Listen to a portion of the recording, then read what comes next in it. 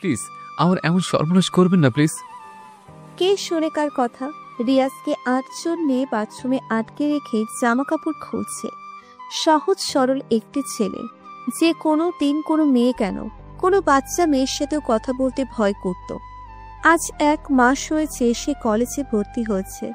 মাত্র inter first ইয়ারের ছাত্র, বয়স একটু হয়েছে, তবে ফেল হতে হতে অবশেষে কলেজের মুখ দেখতে পেয়েছে। কাউকে তেমন চেনে না, জানে না, জানবেই বা কি করে? মাথা তুলেই কলেজে আসেনি কখনো। অনার্সের ৮টা মেয়ে প্রতিদিন তাকে এই যে মিস্টার সেক্সি বয় বলে বিরক্ত করত। রিয়াজ এদের কথা শুনে যেমন ভয় পেত ঠিক তেমন ভাবেই এড়িয়ে যেত। তবে আজ আর রক্ষে হলো না। ১ মাস পর মেয়েগুলো তাকে ছেড়ে কথা বলেনি। একটা কথা ঠিক, রিয়াজ দেখতে স্মার্ট ছিল। চোখ দুটি নীল রঙে, ফর্সা চেহারা, সাদা সিঁড়ি হলেও হেয়ার কাটিং ছিল চোখ চূড়ালো। যে কেউ ওর চুল দেখলে ফিদা হতে বাধ্য। চুলের ১ পাশ মেশিন দিয়ে কেটে ফেলে, অন্য পাশ প্রায় ৯ থেকে ১০ ইঞ্চির মতো লম্বা। তার উপর আবার চুলের কালারও ছিল। মোট কথা সব দিকে ফিট থাকলে মেয়েদের থেকে এড়িয়ে চলা ওর একটা অভ্যেস ছিল। কিন্তু এই অভ্যেসটাই আজ তাকে এখানে নিয়ে আসবে কে জানত। রিয়াজ কলেজের বাথরুমে এসে মুখে পানি দিতে যাবে, কিন্তু এর আগেই ওদের মধ্যে একটি মেয়ে নাম প্রিয়া এসে বলল, ছেলেদের বাথরুমে এখন কাজ চলছে, তুমি মেয়েদের বাথরুমে যাও। দেখুন, পথ ছাড়ুন, আমি এখানে যাব, আর ওটা আপনাদের মেয়েদের বাথরুম, সেখানে আমি কেন যাব? কারণ ছেলেদের বাথরুম আজ মেয়েরা পরিষ্কার করতেছে, তবুও যদি তুমি যেতে চাও তবে যাও, আমি বাধা দিচ্ছি না। রিয়াজ এবার একটা ঠোক গেল। এবার যদি রিয়াজকে ৫ কোটি টাকা দিয়েও কেউ বলে বাথরুমে যাবার জন্য, তবে তা অসম্ভব। রিয়াজকে আর বাথরুমে পাঠানো যাবে না।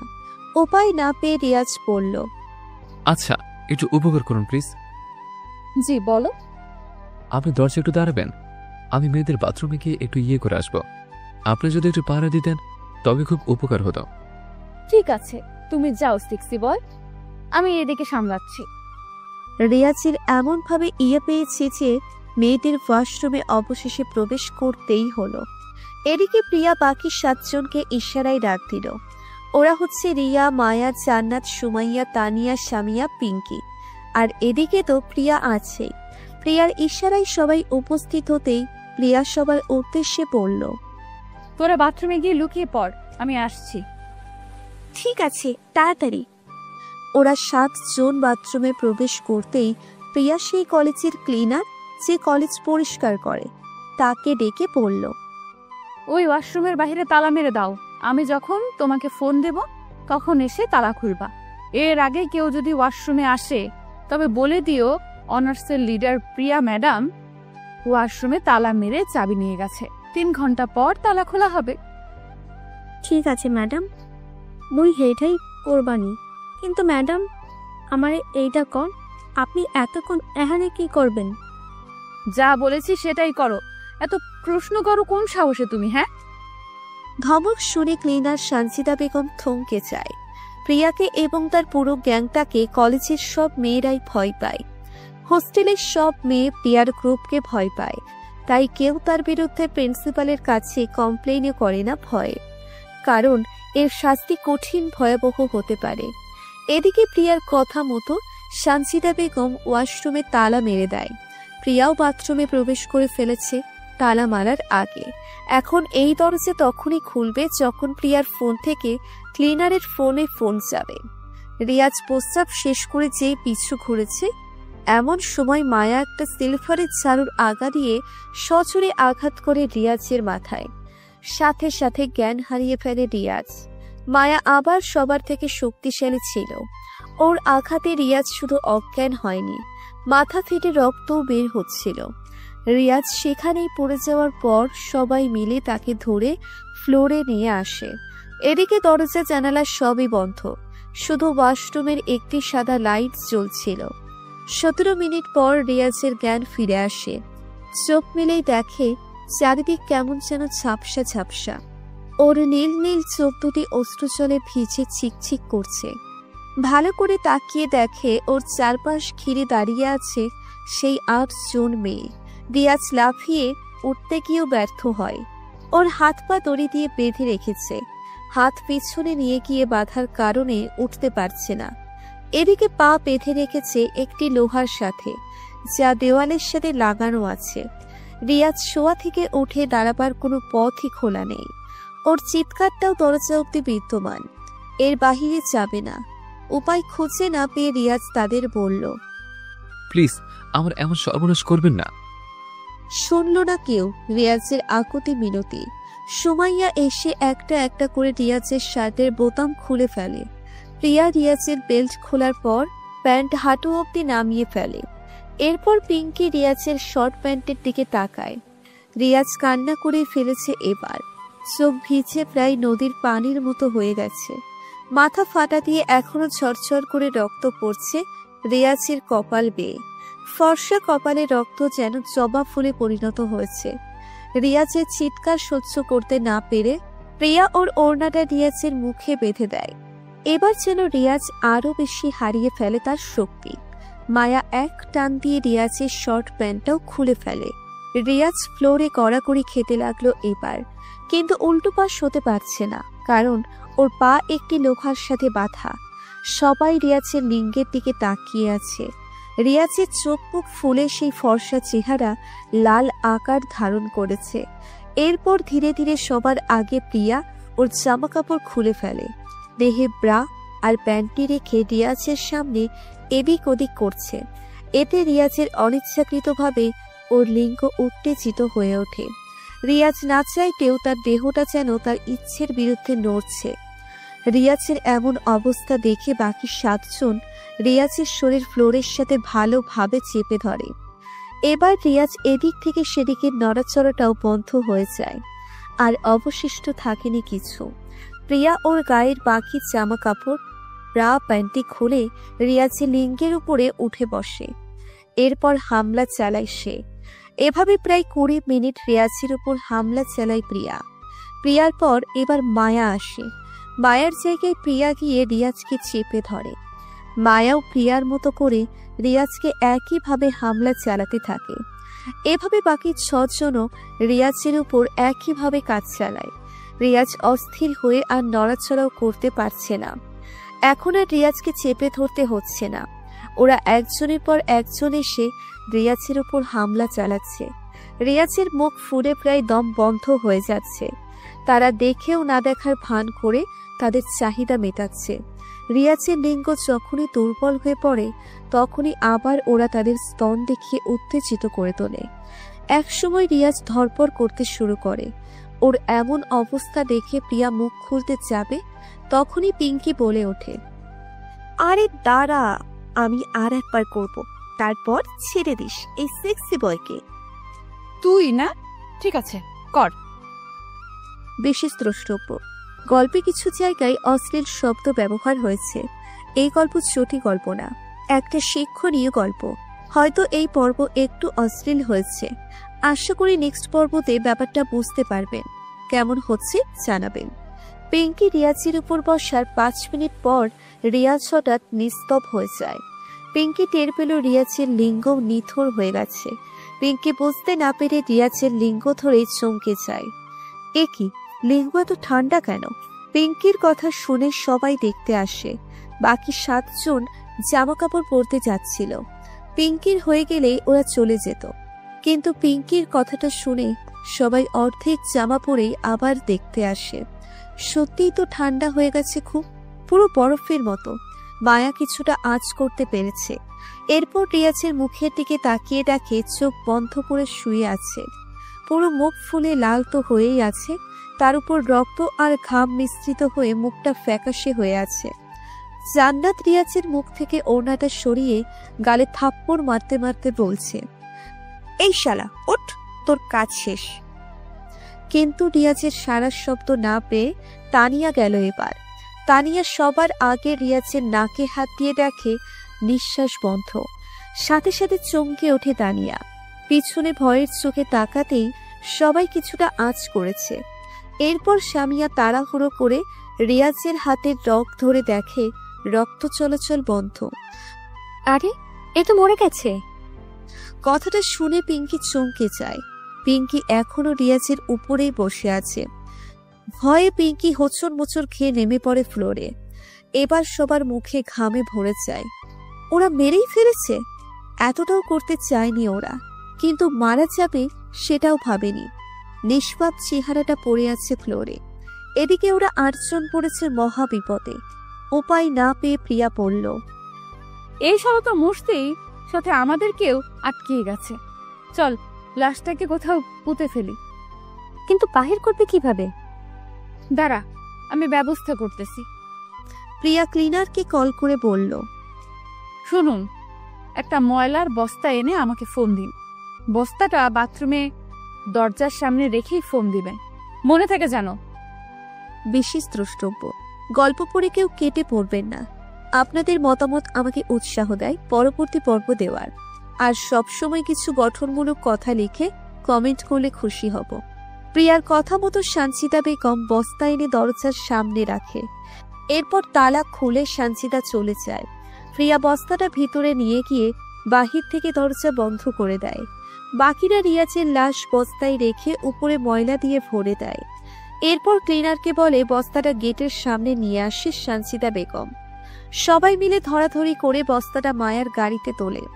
মায়ার বাবার টাকা পয়সার অভাব নেই, আসা যাওয়া করার জন্য একটা প্রাইভেট কার কিনে দিয়েছিল। শুধু মায়া না, প্রিয়ার বাবাও ধনী ব্যক্তি। যাই হোক, ওরা বস্তাটা গাড়িতে রেখে গাড়ি চালু করে চলে যায় ঢাকা গাবতলী এলাকার শেষে, যেখানে ময়লা আবর্জনা ফেলা হয় সেইখানে। এরপর তারা বস্তাটা সেখানে ফেলে দিয়ে আবার চলে আসে হোস্টেলে। সামিয়া সানসিদা বেগমকে 15,000 টাকা ধরিয়ে দিয়ে বলে, আজকে যা হয়েছে সব নিজের পেটে কবর দিয়ে রাখো। যদি ফাঁস হয় তবে আপনার মাথার সব কয়টা চুল কেটে ন্যাড়া করে দিব। সামিয়ার ধমকে সানসিদা চুপ হয়ে যায়। এরপর টাকাগুলো হাতে নিয়ে সানসিদা বেগম বাসায় চলে যায়। পরের দিন শুরু হয় এই নিয়ে ঝামেলা। রিয়াজের বাড়ির লোক কলেজে এসে খোঁজ নিতে থাকে রিয়াজের, কিন্তু কেউ কিছু জানে না বলে ওদের কোনো উত্তর মেলে না। ওরা 8 জনও সবার সামনে ন্যাকামি করতে করতে বলে, আহারে, ছেলেটা খুবই সহজ সরল, কে জানে কোথায় গিয়ে পড়ে আছে। কলেজে এসে কোনো খোঁজ পায়নি রিয়াজের পরিবার। পাবেই বা কি করে? ওর তো কোনো বন্ধুও ছিল না। অবশেষে তারা পুলিশের কাছে কমপ্লেইন করে। পুলিশ তদন্ত চালাতে রিয়াজকে সব জায়গায় খোঁজে, কিন্তু মেলেনি রিয়াজের কোনো হদিশ। কলেজে তোড়পাড় হয়ে ওঠে রিয়াজের ব্যাপারটা নিয়ে। না জানে ছেলেটা কোথায় পড়ে আছে। এদিকে প্রিয়া, মায়া, সামিয়া, তানিয়া, পিঙ্কি, রিয়াজ, জান্নাত, সুমাইয়া তারা সবাই চিন্তিত, যদি কোনোভাবে ধরা খায় সেই ভয়ে। কিন্তু না, এর কোনো কিছুই হয়নি। পুলিশের কাছে ধরা খাওয়ার কোনো ইস্যু রাখেনি তারা। 1 মাস এই নিয়ে হইচই করে সব আবার চুপ হয়ে যায়। কেউ ফেসবুকে স্ট্যাটাস দিয়ে চুপ হয়, কেউ ফেবুতে শোকাহত জানায়, কেউ ওর পিক সবার মেসেঞ্জারে দিয়ে নিখোঁজের বিজ্ঞপ্তি করে। সোশ্যাল মিডিয়াতে কয়দিন ভাইরাল হয় এই রিয়াজ, তবে অল্প কয়দিন বাদে সব হয়ে যায় নিশ্চুপ। থাকে না আর রিয়াজের অস্তিত্ব, দেয় না কেউ আর স্ট্যাটাস, মুছে যায় রিয়াজের নাম। ওর পরিবারের সদস্যরাই শুধু মনে রেখেছে রিয়াজকে। রাখবে নাই বা কেন? সহজ সরল একমাত্র ছেলে তাদের। এর আম্মু প্রতিদিন নামাজে দোয়া করে একটাই, তাদের ছেলে যেন ফিরে আসে। কিন্তু এইটা যে বড়ই অসম্ভব। রিয়াজ তো পাড়ি দিয়েছে সেই ঠিকানায়, যেখানে সবাই একবারের জন্যই চলে যায়। রিয়াজের মৃত্যুর 6 মাস পর ওরা 8 জনও ভুলে যায় রিয়াজকে। বিন্দাস লাইফ উপভোগ করে চলছে সবাই।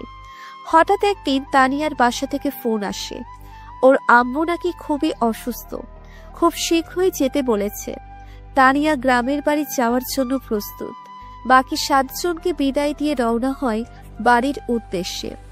আজ 8/8/2015। কিছুদিন পর ঈদ, তাই তানিয়া একেবারে ঈদের ছুটিতেই বাড়ি চলে এসেছে।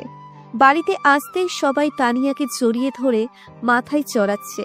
করবেই তো, মেয়ে ঢাকা কলেজের ছাত্রী। এলাকায় সবাই বলে জমিদার বাড়ির মেয়ে তানিয়া, ঢাকার ছাত্রী। একটা নামডাক আছে তাদের। মেয়ে এতদিন পর এসেছে, তো আদরের বন্যা তো বয়েই যাচ্ছে। প্রত্যেক পরিবার তো তাদের সন্তানকেই ভালোবাসে, কারণ তাদের সম্পদ তো তাদেরই সন্তান, যেমন ছিল রিয়াজ। এদিকে তানিয়ার মা বলল, অনেক জার্নি করে এসেছিস মা, এবার একটু ফ্রেশ হয়ে খেতে আয়। রাত অনেক হয়েছে, আমরা তো তোর জন্যই না খেয়ে আছি। ওকে মাই কিউট মম, আমি এই যাব আর আসবো। ঠিক আছে। তানিয়া ওয়াশরুমে গিয়ে জামা কাপড় খুলে ফেলল। এরপর উপরে ঝর্ণা ছেড়ে দিয়ে চোখ বন্ধ করে গোসল করছে। এমন সময় তানিয়া অনুভব করলো ওর স্তনে কেউ হাত দিয়ে ধরেছে। তানিয়া চমকে উঠেই চোখ মেলে ফেলে, কিন্তু চোখের সামনে কিছুই দেখতে পায় না সে। মনের ভুল ভেবে আবার গোসল করাই মন দেয়। এবার তাকে চমকে দিয়ে ইলেকট্রিক চলে যায়। তানিয়া বিরক্ত হয়ে মনে মনে ভাবে, গ্রামের এই সমস্যা যে কখন ঠিক হবে। এরপর অন্ধকারে সে গোসল করতে থাকে। এবার পুরো স্পষ্ট খেয়াল করে ওর পিছন থেকে কেউ ওকে জড়িয়ে ধরে স্তনে হাত দিয়ে রেখেছে। তানিয়া ভয়ে চিৎকার দিতে যাবে, কিন্তু ওর মুখ থেকে কোনো শব্দ বের হচ্ছিল না। তানিয়া ওর সমস্ত শক্তি দিয়ে নিজেকে ছাড়ানোর চেষ্টা করেও পারছে না ছুটতে। তখনই তানিয়া বরাবরের মতো আবার অনুভব করে ওর পেছন দিক থেকে কেউ এবার পুরোপুরি ভাবেই জড়িয়ে ধরেছে। এবার তানিয়া আর ছটফট করেনি, কারণ এই স্পর্শ তাকে উত্তেজিত করে তুলছে। তানিয়াও উত্তেজনায় নিজেকে হেলে দিচ্ছে সেই অন্ধকারের ছায়া মূর্তির দিকে। কেন সে এমন করছে? কেন এক অজানা স্পর্শটা তার কাছে খুবই ভালো প্রভাব ফেলছে?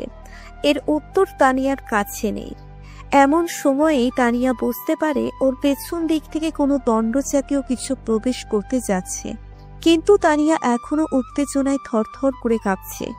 এ যেন এক সুখের সাগরে ভাসছে সে। মুহূর্তের মধ্যেই তানিয়া এবার ফিরে আসে বাস্তবে। এ কি? সে কি করতে যাচ্ছে? তাকে কে জড়িয়ে ধরেছে? এবার তানিয়া পিছনে তাকানোর আগেই ওর পিছন দিকে সেই দণ্ডায়মান লিঙ্গ প্রবেশ করে। তানিয়া চিৎকার দিতে চেয়েও চিৎকার করতে পারছে না। যন্ত্রণায় থরথর করছে সেই ছায়ামূর্তির হাতের ভিতর। এদিকে তানিয়াকে সেই ছায়ামূর্তি পেছন থেকেই নিজের চাহিদা মেটাতে থাকে। তানিয়ার নিঃশ্বাস যেন প্রত্যেকবারই বন্ধ হয়ে আসছিল। নাকমুখ দিয়ে ফেনা ছেড়ে দিয়েছে প্রায়। দণ্ডটা যেন তার গলা অবধি চলে আসছে ধীরে ধীরে। তানিয়া কষ্টে ধরফর করতে করতে সজোরে এক চিৎকার দিয়ে বাথরুমের ফ্লোরে পড়ে যায়। তানিয়ার চিৎকারের শব্দে সবাই ছুটে আসে ওর রুমে। বাথরুমে দরজা ভিতর থেকেই লক করা।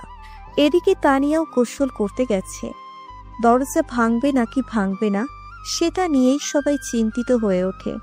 তানিয়ার আব্বু মেয়ের চিৎকারের শব্দটা সহ্য করতে না পেরে অবশেষে দরজায় লাথি মেরে দরজা ভেঙে ফেলে। সবাই আতঙ্কিত হয়ে যে ভিতরে প্রবেশ করেছে, তখনই তাদের চোখ যেন কপালে উঠে যায়। তানিয়া পুরো নগ্ন দেহ নিয়ে ফ্লোরে পড়ে আছে। পুরো ফ্লোর রক্তে ভেসে আছে। রক্তের স্রোত তানিয়ার পিছন থেকে আসছে। ওর বাবা নিজের মেয়েকে এমন অবস্থায় দেখে তৎক্ষণাৎ সেখানেই জ্ঞান হারিয়ে ফেলে। চারিদিকে ছড়িয়ে পড়ে এই ব্যাপার। তানিয়াকে কে যেন বাথরুমে রেপ করে পালিয়ে গেছে। লোকের মুখে মুখে এখন এই কথার ছড়াছড়ি। এলাকার ছেলে মেয়ে, তানিয়ার বন্ধু বান্ধবী সবাই ফেবুতে তানিয়াকে নিয়ে ট্রোল করা শুরু করে দেয়। কেউ শোকাহত জানায়, আবার কেউ তার বদনামে গায়। খবরটা গিয়ে পৌঁছতে প্রিয়া, মায়া, সামিয়া, রিয়া, সুমাইয়া, জান্নাত আর পিঙ্কির কাছে। ওরা ব্যাপারটা নিয়ে তত সিরিয়াস না। ওদের মধ্যেই ওরা বলাবলি করেছে, মেয়েটি আমাদের ফ্রেন্ড ছিল, তবে ওর ভীষণ সেক্স ছিল। হয়তো কোনো ছেলের সাথে আকাম করতে গিয়ে এমন হয়েছে। আর এদিকে ছেলেটিও হয়তো পালিয়ে গেছে। নিজের ফ্রেন্ডদের বদনাম ওরা নিজেরাই গেয়েছে। ওদের মধ্যে তখনই প্রিয়া বলে উঠল, যাই হোক, আজকে তো কলেজ পুরো বন্ধ। কদিন বাদে এই কোরবানির ঈদ। তোরা বাসায় যাবি না? হোস্টেল তো বন্ধ করে দিবে। যাব, কিন্তু তার আগে এইটা বল, তুই কেন যাচ্ছিস না? আরে আমার কথা ছাড়, তোরা যা। আমি এক বান্ধবীর বাসায় থাকবো। বাড়িতে ঈদ করবি না? না, ইন্টারেস্ট নেই। ঠিক আছে, তোর যেমন অভিরুচি। আমরা আজ রাতেই রওনা হব বাড়িতে। ঠিক আছে, সাবধানে যাস। প্রিয়াকে বিদায় দিয়ে মায়া, জান্নাত, সুমাইয়া, তানিয়া, সামিয়া, পিঙ্কি হোস্টেল ত্যাগ করার জন্য জামা কাপড় গোছানোর কাজে ব্যস্ত হয়ে পড়ে। জান্নাত বাড়ি যাবার আগে শপিং করবে বলে বাহির হয়ে পড়ে। এখনো হাতে অনেক সময় আছে, এর মধ্যে শপিং করে ফিরতে পারবে। জান্নাত হোস্টেল থেকে বের হয়ে শপিং মলে চলে যায়। এমন সময় ওর ফোনে একটা অদ্ভুত নাম্বার থেকে ফোন আসে। নাম্বারটি ছিল 3063 এরকম। জান্নাত ভাবলেও হয়তো কোনো অফিসের নাম্বার হবে, তাই ফোন কেটে দিয়ে আবার জামা কাপড় দেখতে লাগলো। কিন্তু অদ্ভুতভাবে আবারও সেই একই নাম্বার থেকে ফোন আসে জান্নাতের ফোনে। জান্নাত এবার বেশ অবাক হয়ে যায়। সিম কোম্পানিরা তো এত জলদি আবার ফোন দেয় না। এবার জান্নাত বিস্মিত হয়ে ফোনটা রিসিভ করলো। রিসিভ করতেই ওপাশ থেকে এক ভয়ঙ্কর কণ্ঠ ভেসে আসে। জীবনের শেষ মুহূর্তের জন্য প্রস্তুত হয়ে যা। আমি এসেছি ফিরে ভাবে, যাব না গো তোদের ছেড়ে, আমাদের সাথে যেতে হবে। ব্যাস এতটুকু শোনার পর ফোনটা অদ্ভুতভাবে কেটে যায়। জান্নাত আগা মাথা কিছুই বুঝতে পারে না, বরং শুধু শুধু ভয় পেয়ে চলছে। এ কোন শব্দ? এত ভয়ঙ্কর শব্দও হতে পারে? জান্নাত নিমেষেই যেন হারিয়ে যায় এক অজানা কল্পনায়। তখন আবার তার ঘোর ভেঙে ওর ফোনে আরেকটি ফোন আসে। জান্নাত ফোনের রিংটোন শুনে তৎক্ষণাৎ কেঁপে ওঠে, কিন্তু ফোনের স্ক্রিনে তাকিয়ে দেখে ওর সহপাঠী সামিয়া ফোন করেছে। জান্নাতের বুকের ধুকপুকানির শব্দ এখনো কমেনি। অস্থির মনে জান্নাত ফোনটা রিসিভ করে।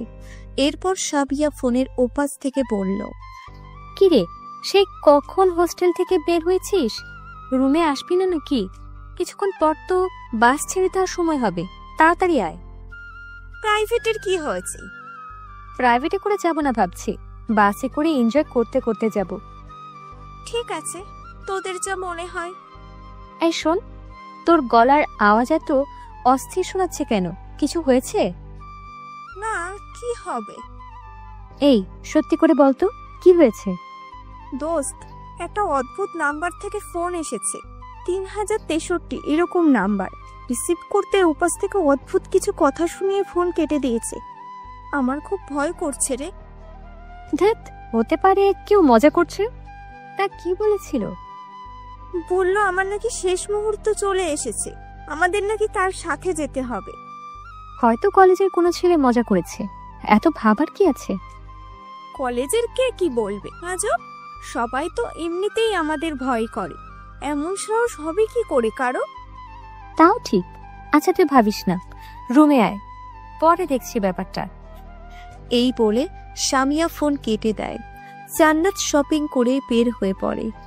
একা একা এসেছে, এখন একটি বাস ধরেই হোস্টেলে যেতে হবে। বাসের জন্য অপেক্ষা করছে রাস্তার পাশে জান্নাত। এমন সময় এক ভিক্ষুক এসে জান্নাতের দিকে হাত বাড়িয়ে বলল, আপা, কয়টা দেখা দিবে? গত 6 মাস ধরে কিচ্ছু খাই নাই। ভিক্ষুকের দিকে না তাকিয়ে জান্নাত বাসের দিকে তাকিয়েছিল। বাস কিছুটা দূরেই আছে। জান্নাত ভিক্ষুকের কথা শুনেও না শোনার ভান করে দাঁড়িয়ে আছে। ভিক্ষুক আবারও বলল।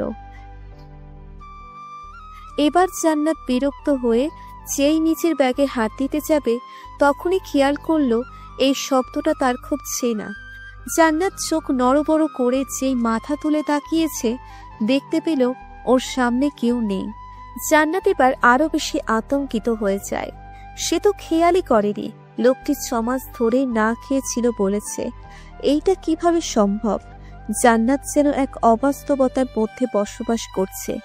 এসব কি হচ্ছে ওর সাথে? ভাবতে ভাবতে সামনে বাস চলে আসে। জান্নাত বাসে উঠেই সিটে হেলান দিয়ে বসে পড়ে। ভাবতে থাকে এক অজানা রহস্য নিয়ে। তার সাথে এসব ঘটে যাওয়ার কারণ সে ব্যাখ্যা করতে পারে না। ভাবার মধ্যেই জান্নাত চোখ দুটি আলতোভাবে বলিয়ে নেয়।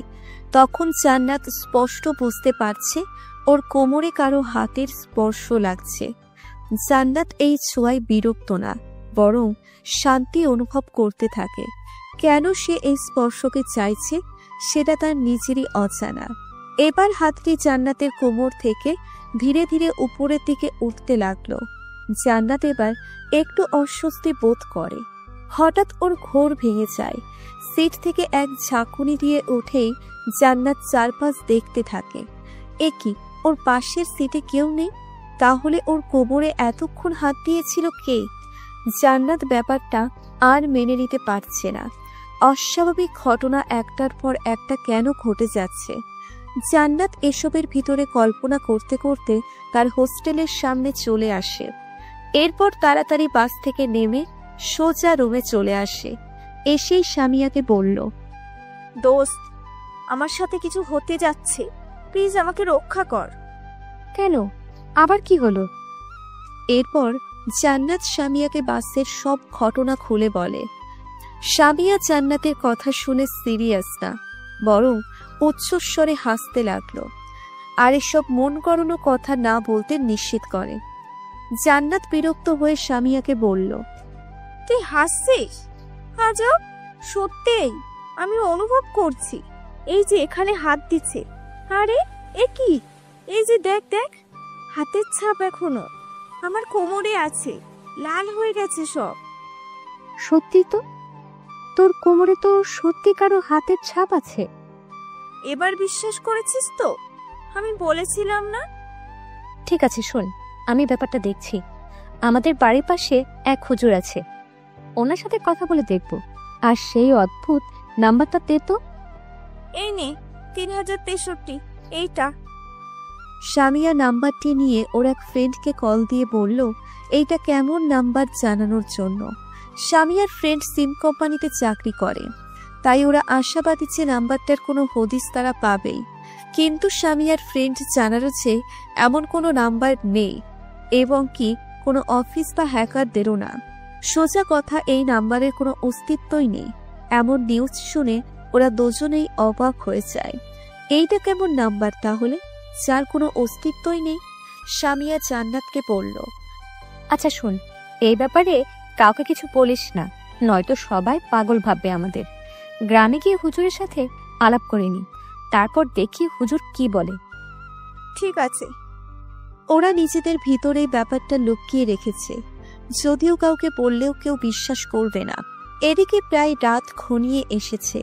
রাত 12টায় হোস্টেল বন্ধ হয়ে যাবে। 8টা বাজে সবাই বাসের উদ্দেশ্যে বের হবে। হাতে মাত্র আর 4 ঘন্টা বাকি। মায়া, জান্নাত, সুমাইয়া, তানিয়া, সামিয়া, পিঙ্কি ব্যাগ গুছিয়ে রেডি হতে প্রস্তুত। জান্নাত মনে মনে খুব ভয় পেয়ে আছে।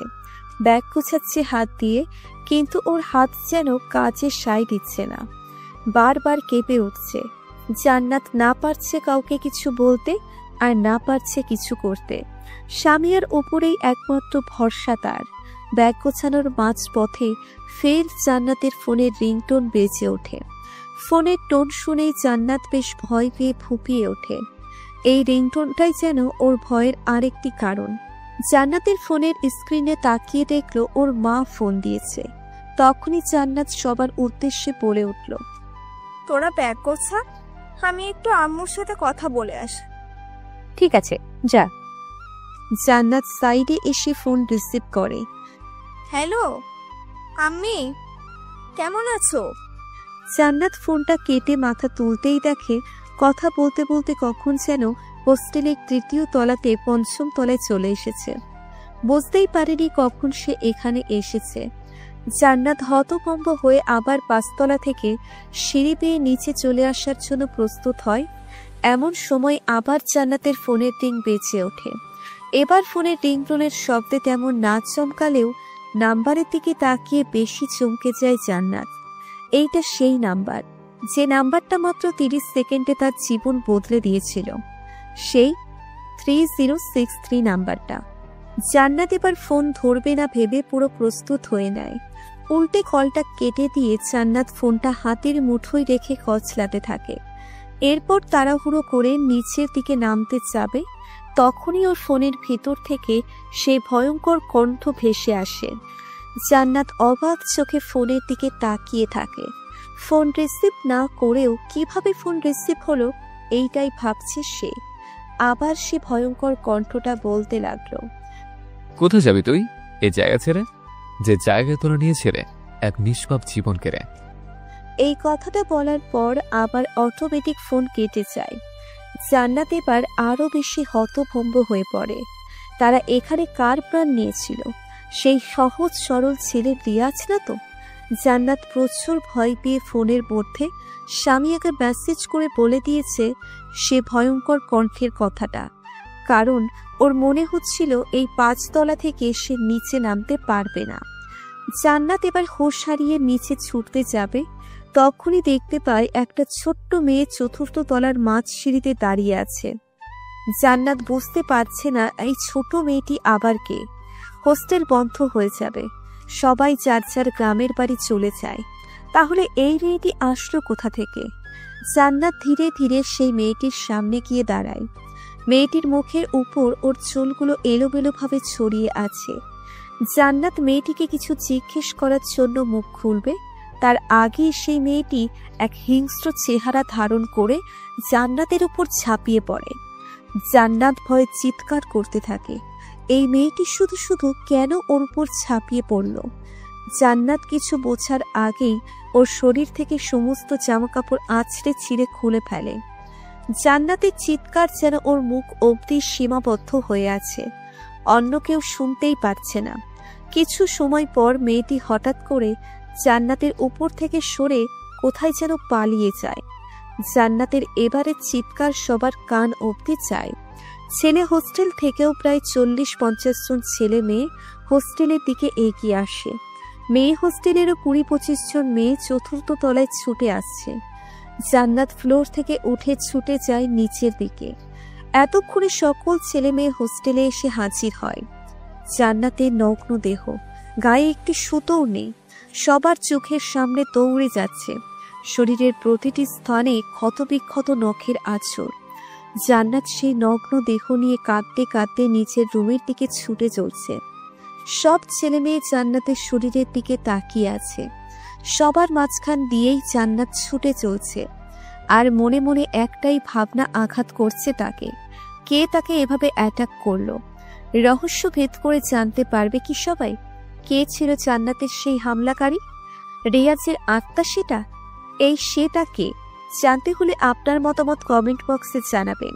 গল্পটি কেমন লাগছে সমালোচনা করুন গল্পের ব্যাপারে। জান্নাতের নগ্ন দেহ, গায়ে একটা সুতোও নেই, সবার চোখের সামনে দৌড়ে যাচ্ছে। শরীরের প্রতিটি স্থানে ক্ষত বিক্ষত নখের আঁচড়।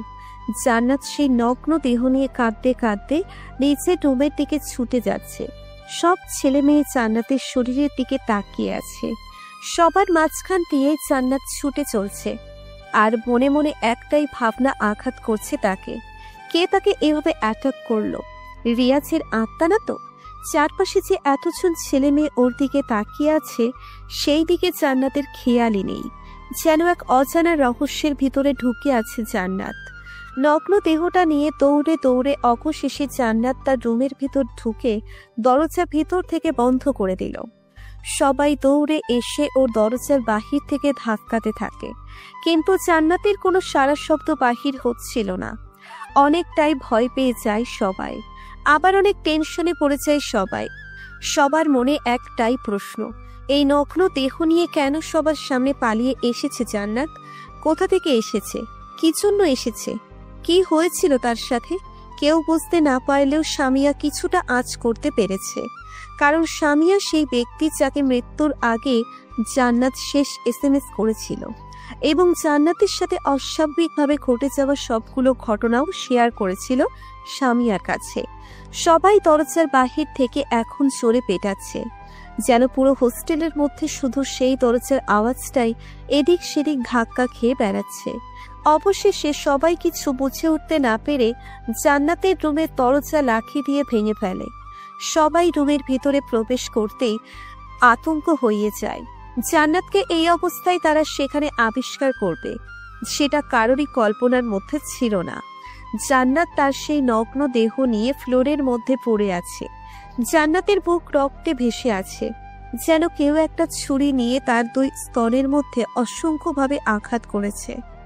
জান্নাতের স্তন ক্ষতবিক্ষত হয়ে পড়ে আছে। অবাক করার মতো হচ্ছে, জান্নাতের যোনি দিয়ে অস্বাভাবিকভাবে রক্ত ঝরছিল। রক্তের পরিমাণ এতই বেশি ছিল যে রুমের মধ্যে পুরো ফ্লোর রক্তে ভেসে যাচ্ছে। সবাই জান্নাতের এই নগ্ন মৃতদেহ দেখে জোরে চিৎকার করে বাকিদেরকে উপস্থিত করে ফেলে। কান্নাকাটির ঝড় উঠেছে সেই হোস্টেলের মধ্যে। কিছু ছেলেরা জান্নাতের নগ্ন মৃতদেহ নয়, জান্নাতের নগ্ন দেহ দেখতে মুগ্ধ। অনেকে ভিডিও করে, পিক তোলে, সাথে সাথে ফেসবুক, ইউটিউব, টুইটার, হোয়াটসঅ্যাপে আপলোড করে দেয়। ওরা যে জান্নাতের মৃতদেহ সবাইকে দেখাচ্ছে। এর কারণ মূলত এটা নয়, কারণ হচ্ছে ওরা জান্নাতের নগ্ন দেহ ভাইরাল করছে। অনেক ছেলে মেয়ে প্রতিটা স্ট্যাটাসে কষ্টের রিয়্যাক্ট দিচ্ছে। অনেকে তাকে জান্নাতবাসী করার জন্য দোয়া করছে। কিন্তু আসলেই কি তাদের এই মন্তব্যগুলো সঠিক, নাকি শুধুমাত্র লোক দেখানো? জান্নাতের এই ব্যাপারটা ছড়াছড়ি হয়ে যায় পুরো বাংলাদেশ। কেউ ডাটা অন করলে নোটিফিকেশনে আসে ঢাকা বিশ্ববিদ্যালয়ের একজন ছাত্রীকে কেউ নৃশংসভাবে খুন ও রেপ করে মেরে ফেলেছে। জান্নাতের বাড়ির লোক জানতে পেরে জান্নাতের লাশটি পর্যন্ত নিতে আসেনি। সবাই ভেবেছিল জান্নাত হয়তো কোনো ছেলের সাথে শারীরিক সম্পর্ক করেছে। এরপর সেই ছেলেটি জান্নাতকে এভাবে মেরে ফেলেছে। সমস্ত ইন্টারনেটের মধ্যে ব্যাপারটা ছড়াতে থাকে। অনেক ছেলেরা ফেমাস হওয়ার জন্য জান্নাতকে নিয়ে বানিয়ে বানিয়ে অনেক খারাপ গল্প লিখে ফেলে। জান্নাতের চরিত্র নিয়ে শুরু করে দেয় গুজব ছড়ানো। ফেসবুকে তোলপাড় হয়ে যায় জান্নাতের ব্যাপারটা নিয়ে। এভাবে কেটে যায় 1 মাস, হয়ে যায় আবার সবগুলো স্বাভাবিক। এখনো কেউ জান্নাতের নামটি পর্যন্ত মনে রাখেনি। কিছুদিন আগে যে ছেলে প্রতি ঘন্টায় পরপর জান্নাতকে নিয়ে স্ট্যাটাস দিত, সে ছেলেটিকেও যদি এখন জিজ্ঞেস করা হয় জান্নাতকে চেনো কিনা, সে বলবে নামটা পর্যন্ত শোনেনি। আবার নিরাপত্তা নেমে আসে ফেসবুকে। সবাই পরের আরেকটা ঘটনার জন্য খাপ পেতে থাকে। কখন আরেকটি ঘটনা প্রকাশ হবে, তখন তারা এটা নিয়ে গুজব ছড়ানো শুরু করে দিবে।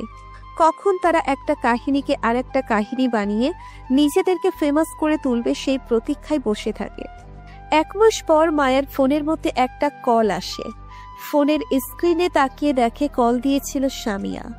সামিয়া ফোন কেন দিয়েছে মায়াকে, মায়া তা ঠিক বুঝে উঠতে পারছে না। এর কারণ হচ্ছে জান্নাতের মৃত্যুর পর তারা একে অপরের সাথে এখনো পর্যন্ত কোনো কথা বলেনি। এর পেছনের কারণ এই নয় যে তারা ভয় পেয়েছে। এর পেছনের কারণ হচ্ছে এটা, তারা যেন কোনো পুলিশের ঝামেলায় না পড়ে। হয়তো অনেকে এটাও বলেছে যে তাদের বান্ধবীরা হয়তো ওর খুনের সাথে জড়িত। ঘটনাটা কতটা সঠিক কতটা গুজব সেদিকে তো কেউ তাকাবে না।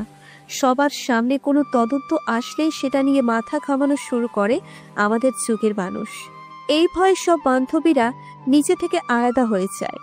হোস্টেল চালু হয়েছে প্রায় 17 দিন হয়ে গেছে। কেউ এখনো পর্যন্ত হোস্টেলে আসেনি।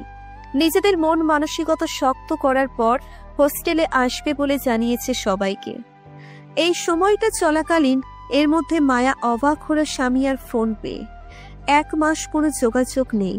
তার উপর কেন ফোন দিল ভাবতে ভাবতেই মায়া ফোনটা রিসিভ করলো। ওপাশ থেকে সামিয়ার কণ্ঠ ভেসে আসলো। কি রে, কি অবস্থা তোর? এই তো ভালো আছি, তুই কেমন আছিস? আছি কোনো রকম। কোনো রকম কেন? জানিস, জান্নাত আর তানিয়ার মৃত্যুর পেছনে অনেক বড় এক রহস্য লুকিয়ে আছে। কেন, কি হয়েছে? অনেক কিছু দোস্ত। একটি জিনিস তুই খেয়াল করেছিস? ওদের দুজনের মৃত্যুর পিছনে একই রকম ঘটনা আছে। যেমন? ওদের দুজনের মৃত্যু হয়েছে অনেক অস্বাভাবিকভাবে। প্রত্যেকের মৃত্যু হয়েছে কোনো ফ্লোরের উপর। তুই খেয়াল করে দেখ, আমরা একটা ছেলেকে আজ থেকে আরো 7 মাস আগে জোর করে সেক্স করেছিলাম। ওই ছেলেকে কিন্তু আমরা ফ্লোরের উপর রেখে সেক্স করেছিলাম। আবার এদিকে জান্নাত এবং তানিয়ার মৃত্যু ফ্লোরের উপরই হয়েছে। রিয়াজের মাথা ফেটে রক্ত ঝরেছিল। এখানেও তাদের মৃত্যুর পর রক্ত ঝরে ফ্লোর ভেসে যায়। আমরা রিয়াজের গোপনাঙ্গর উপর হামলা চালিয়েছি। এটা তুই খেয়াল করেছিস? ওদের দুজনেরই গোপনাঙ্গের উপর হামলা চালানো হয়েছে। এরপর অস্বাভাবিকভাবে তাদের মৃত্যু হয়েছে। তুই কি বলতে চাচ্ছিস? এসবের পিছনে রিয়াজ আছে? তাকেই তো আমরা এসব করেছি। হ্যাঁ, আমি সেটাই বলতে চাচ্ছি। রিয়াজ ফিরে এসেছে। ওর আত্মা এসে জান্নাত এবং তানিয়াকে মেরে ফেলেছে। বাকি আছে আমরা 6 জন। ধীরে ধীরে সে আমাদের কাছে চলে আসবে। আমি জানি না পরে টার্গেটটা কে হতে চলেছে, তবে এটা বলতে পারি আমাদের মধ্যে আরো একজন কিছুদিন পর মরতে চলেছে। দেখ দোস্ত, তুই এসব বলছিস, হ্যাঁ আচ্ছা, পরিস্থিতি হিসেবে সবই মেনে নেওয়া যায়, কিন্তু এতটা শিওর কিভাবে হচ্ছিস তুই? মানে এসব যে রিয়াজের কাজ, সেটা কিভাবে বুঝলি? আমার বাসার পাশে একজন হুজুর আছে। উনি এসব প্রেতাত্মা নিয়ে বিশেষ করে কাজ করে থাকেন। ওনার কাছ থেকে শোনা। আমরা রিয়াজকে মারার পরে আবার ফিরে এসেছে রিয়াজ। হুজুরকে বলেছি এসব কথা, কাউকে না জানাতে। কিন্তু আরেকটা কথা, ওর আত্মা আমাদেরকে মেরে ফেলার জন্য ফিরে আসেনি। ওর আত্মা এসেছে আমাদের সাথে শারীরিক সম্পর্ক করে আমাদেরকে দিনে দিনে দুর্বল করার জন্য। আমাদের সাথে এমনভাবে শারীরিক সম্পর্ক করবে যার কারণে আমাদের শরীরের সমস্ত শক্তি কিছুদিন পর অটোমেটিক চলে যাবে। তারপর সে আমাদেরকে মারতে হবে না। আমাদের শরীরের এমন অবস্থায় হবে যে আমরা নিজেরাই নিজে নিজে মরে যাব। ফাজলামি করিস না। জান্নাত এবং তানিয়া সেদিনই মরেছে, যেদিন তাদের উপর হামলা হয়েছিল। রিয়াজ যদি এভাবে মারতে চায় তাহলে তারা একদিনের মাঝে কিভাবে মরে গেল? আমি তোকে সেটাই বলতে চাচ্ছি। এর পিছনে আরো একটা হাত আছে, আরো একটা আত্মা আছে যে আমাদেরকে মারার জন্য খাপ পেতে আছে। মানে আরো একটা আত্মা? কি বলতে চাচ্ছিস তুই? হ্যাঁ, আমি ঠিকই বলছি। রিয়াজের কাজ রিয়াজ চালাচ্ছে ঠিকই, কিন্তু রিয়াজের পরে আরো একটা আত্মা আছে যে আমাদের উপর হামলা করে। ওরা দুজনে একসাথে হামলা করে এবং টার্গেট একজনকেই করে। একজন একজন করে তারা সবাইকে মারবে। প্রথমে একটি আত্মা আমাদের উপর হামলা করবে, তারপর দ্বিতীয় আত্মাটি এইসব করবে। এসব কি বলছিস? আমি কিছুই বুঝতেছি না। আরেকটা আত্মা আসলো কোথা থেকে? হ্যাঁ, আরেকটা আছে। জান্নাতের মৃত্যুর আগে সে আমাকে সব বলেছিল। একটা অজানা নাম্বার থেকে তার কাছে ফোন আসছিল। ব্যাপারটা আমিও জানতাম, কারণ সেই নাম্বার আমিও দেখেছিলাম। নাম্বারটি হচ্ছে 3063। এই নাম্বারটাই প্রথম জান্নাতের উপর অ্যাটাক করে, মানে ভয় দেখায়। আবার তাকে পঞ্চম তলাও নিয়ে যায়। জান্নাত আমাকে মেসেজ জানিয়েছিল। এটা ছিল অন্য একজন আত্মা। তারপর জান্নাতের ওই হামলা করার পর রুমের ভেতরে যখন জান্নাত লজ্জায় কষ্টে ঢুকে পড়ে, তারপরে জান্নাতের উপর হামলা করে রিয়াজের আত্মাটি। কিন্তু দ্বিতীয় ধাক্কাতে ওর উপর অ্যাটাক করেছিল সেই রিয়াজ, ওটা নিশ্চিত। কিন্তু প্রথমে যে আত্মাটি জান্নাতের উপর অ্যাটাক করেছিল সে রিয়াজ না, সে হচ্ছে একটা বাচ্চা মেয়ে। আচ্ছা, তুই কি পাগল টাগল হয়ে গেছিস? এখানে বাচ্চা আসলো কোথা থেকে? উফ, এত পেঁচানো কেন সব? সেটা আমি জানি না, তবে রিয়াজের আত্মার সাথে আরেকটা আত্মা আছে যে আমাদের উপর হামলা করেছে। সে একটা বাচ্চা মেয়ে, বয়স মাত্র 6 বছর। কি 8 বছর? ওই 8 বছরের একটা বাচ্চা আমাদের উপর হামলা করছে? কিন্তু কেন? আমরা তো কোনো 8 বছরের বাচ্চাকে কোনোদিন কিছু করিনি। সেটা তো আমিও জানি না দোস্ত। কিন্তু এই বাচ্চাটি কে হতে পারে? কে সে? কি তার নাম? জানি না রে। এখন এই বিপদ থেকে আমরা বাঁচবো কিভাবে? এর প্রতিরোধ আমি বের করেছি। হুজুরের কাছ থেকে আমি 6টা তাবিজ নিয়ে এসেছি। এ তাবিজটা যতক্ষণ আমাদের সাথে থাকবে ততক্ষণ এই আত্মা দুটো আমাদেরকে স্পর্শ করতে পারবে না। আমি আরো বাকি 4 জনকে পাঠিয়ে দিয়েছি এই তাবিজ। তাদেরকেও আমি ফোন দিয়ে এ ব্যাপারে বলেছি। তোকে আমি পাঠিয়ে দিয়েছি কুরিয়ার সার্ভিসের মাধ্যমে। তুই তাবিজটা নিয়ে হাতে পড়বি, ভুলেও তাবিজটা খুলবি না, না হলে তোর মৃত্যু নিশ্চিত। ঠিক আছে দোস্ত, আমি তাবিজ নিয়ে আসবো। আর হ্যাঁ, এখন কি সিদ্ধান্ত নিয়েছিস? হোটেলে কি যাবি? হ্যাঁ, আগামী 13 তারিখে সবাই ঢাকা চলে আসিস। সবার হাতে তাবিজ থাকলে ওই আত্মা আমাদেরকে আর কিছুই করতে পারবে না। আমাদের জীবন অনেক বিপদের মধ্যে আছে, তবে তাবিজটা আমাদের হাতে একটানা 3 মাস থাকলে ওই আত্মা দুটো আমাদেরকে ছেড়ে চলে যাবে। আমরা বেঁচে যাব অভিশপ্ত জীবন থেকে। তাই এই 3 মাস আমাদেরকে তাবিজটার সাথে সাথে রাখতে হবে। ঠিক আছে, তাহলে 13 তারিখেই সবাই ঢাকা আসবো। ফোনটা রেখে দেয় মায়া। এসব আত্মা তাবিজে ওরা কেউ বিশ্বাসী ছিল না, কিন্তু কি আর করার। স্বামীর কথা মতো কুরিয়ার সার্ভিসে এসে তাবিজ এসেছিল, সেটা নিয়ে আসে। এরপর তার হাতেও সুন্দর করে বেঁধে ফেলে। এদিকে পিঙ্কিকেও স্বামীয়া ফোন দিয়ে সব কিছু বলে। পিঙ্কিও তাবিজটি হাতে রেখেছে। পিঙ্কির একটা বদ অভ্যেস ছিল, গোসল করার সময় সে নিজের শরীরে একটা সুতো পর্যন্ত রাখে না, কিন্তু এখন তো হাতে তাবিজ। এইটা যদি খোলে তাহলে তার জীবন বিপদে পড়তে পারে। সেজন্য সে তাবিজটা না খুলেই ওয়াশরুমে গিয়ে গোসল করতে লাগলো। তাবিজটা হাতে থাকায় ওর কেমন একটা অস্বস্তি বোধ হচ্ছিল। ওর মনে হচ্ছে মাত্র 10 মিনিটের জন্য না হয় খুলে রাখি, এরপর আবার পরে নিব। পিঙ্কি তাবিজ খুলে একপাশে রাখলো, এরপর গোসল করাই মন দেয়। অদ্ভুতভাবে পিঙ্কির সাথে কিছুই ঘটেনি। পিঙ্কি ঠিকভাবে গোসল শেষ করে জামা কাপড় বদলে নেয়, কিন্তু একটা মিস্টেক হয়ে গিয়েছিল। পিঙ্কি তাবিজটা যেখানে রেখেছিল তাবিজটা সেখানেই পড়ে আছে। এরপরে তাবিজটা নিতে সে ভুলে গেছে। পিঙ্কি রুমে এসে স্পিকারে একটা গান চালু দিয়ে নিচে নিচে ডান্স করতে লাগলো। ওর এই ডান্সের পিছনে কারণ আছে, কারণ ওর বয়ফ্রেন্ডের সাথে বিয়ে ঠিক হয়েছে। দুই পরিবারের সাথে কথা হয়েছে, কিছুদিন পর তারা এঙ্গেজমেন্ট শেষ করে বিয়ের তারিখ ফেলবে। সেই কারণে পিঙ্কি একটু উৎসাহিত হয়ে আছে। পিঙ্কি ডান্স করতে করতে এক সময় হঠাৎ করে পিঙ্কির হাতের ধাক্কা লেগে টেবিলের উপর থেকে ফুলদানিটা ফ্লোরের মধ্যে পড়ে যায়। ফুলদানি ভাঙার শব্দ শুনে পিঙ্কির আব্বু আম্মু দৌড়ে আসে। পিঙ্কির রুমে দরজাটা নক করতেই পিঙ্কি স্পিকারের ভলিউম কমিয়ে দেয়। দরজার সামনে গিয়ে দাঁড়ায় পিঙ্কি। কি রে, কি হয়েছে? আরে না, ডান্স করছিলাম, তাই হাতে ধাক্কা লেগে ফুলদানিটা পড়ে যায়। আচ্ছা, তুই কি আর মানুষ হবি না? এই বয়সে তুই এখনো পোলাপাউন্ডের মতো আচরণ করছিস। ডান্স করবি কর, তবে আশপাশ ভালো করে দেখে করিস। ঠিক আছে। পিঙ্কি দরজাটা লাগিয়ে দিয়ে আবারও ভলিউম বাড়িয়ে দেয়। এরপর ডান্স করতে করতে হঠাৎ খেয়াল করলো পিঙ্কির পেছন থেকে কেউ তাকে জড়িয়ে তার সাথে ডান্স করছে, কিন্তু পিঙ্কি ব্যাপারটা এড়িয়ে যায়। তার মনে হচ্ছিল ডান্স করতে করতে হয়তো শরীর থেকে যে তাপ বের হচ্ছে সেই তাপ অনুভব করে সেরকম কিছু ভাবছে। কিন্তু এই মন মানসিকতা পাল্টে দিয়ে কিছুক্ষণ পর খেয়াল করলো ওর গলার মধ্যে কারো ঠোঁটের স্পর্শ। পিঙ্কি দৌড়ে আয়নার সামনে গিয়ে দাঁড়ায়। এরপর আর চোখে গলার দিকে তাকিয়ে দেখে গলা বেয়ে রক্ত ঝরছে।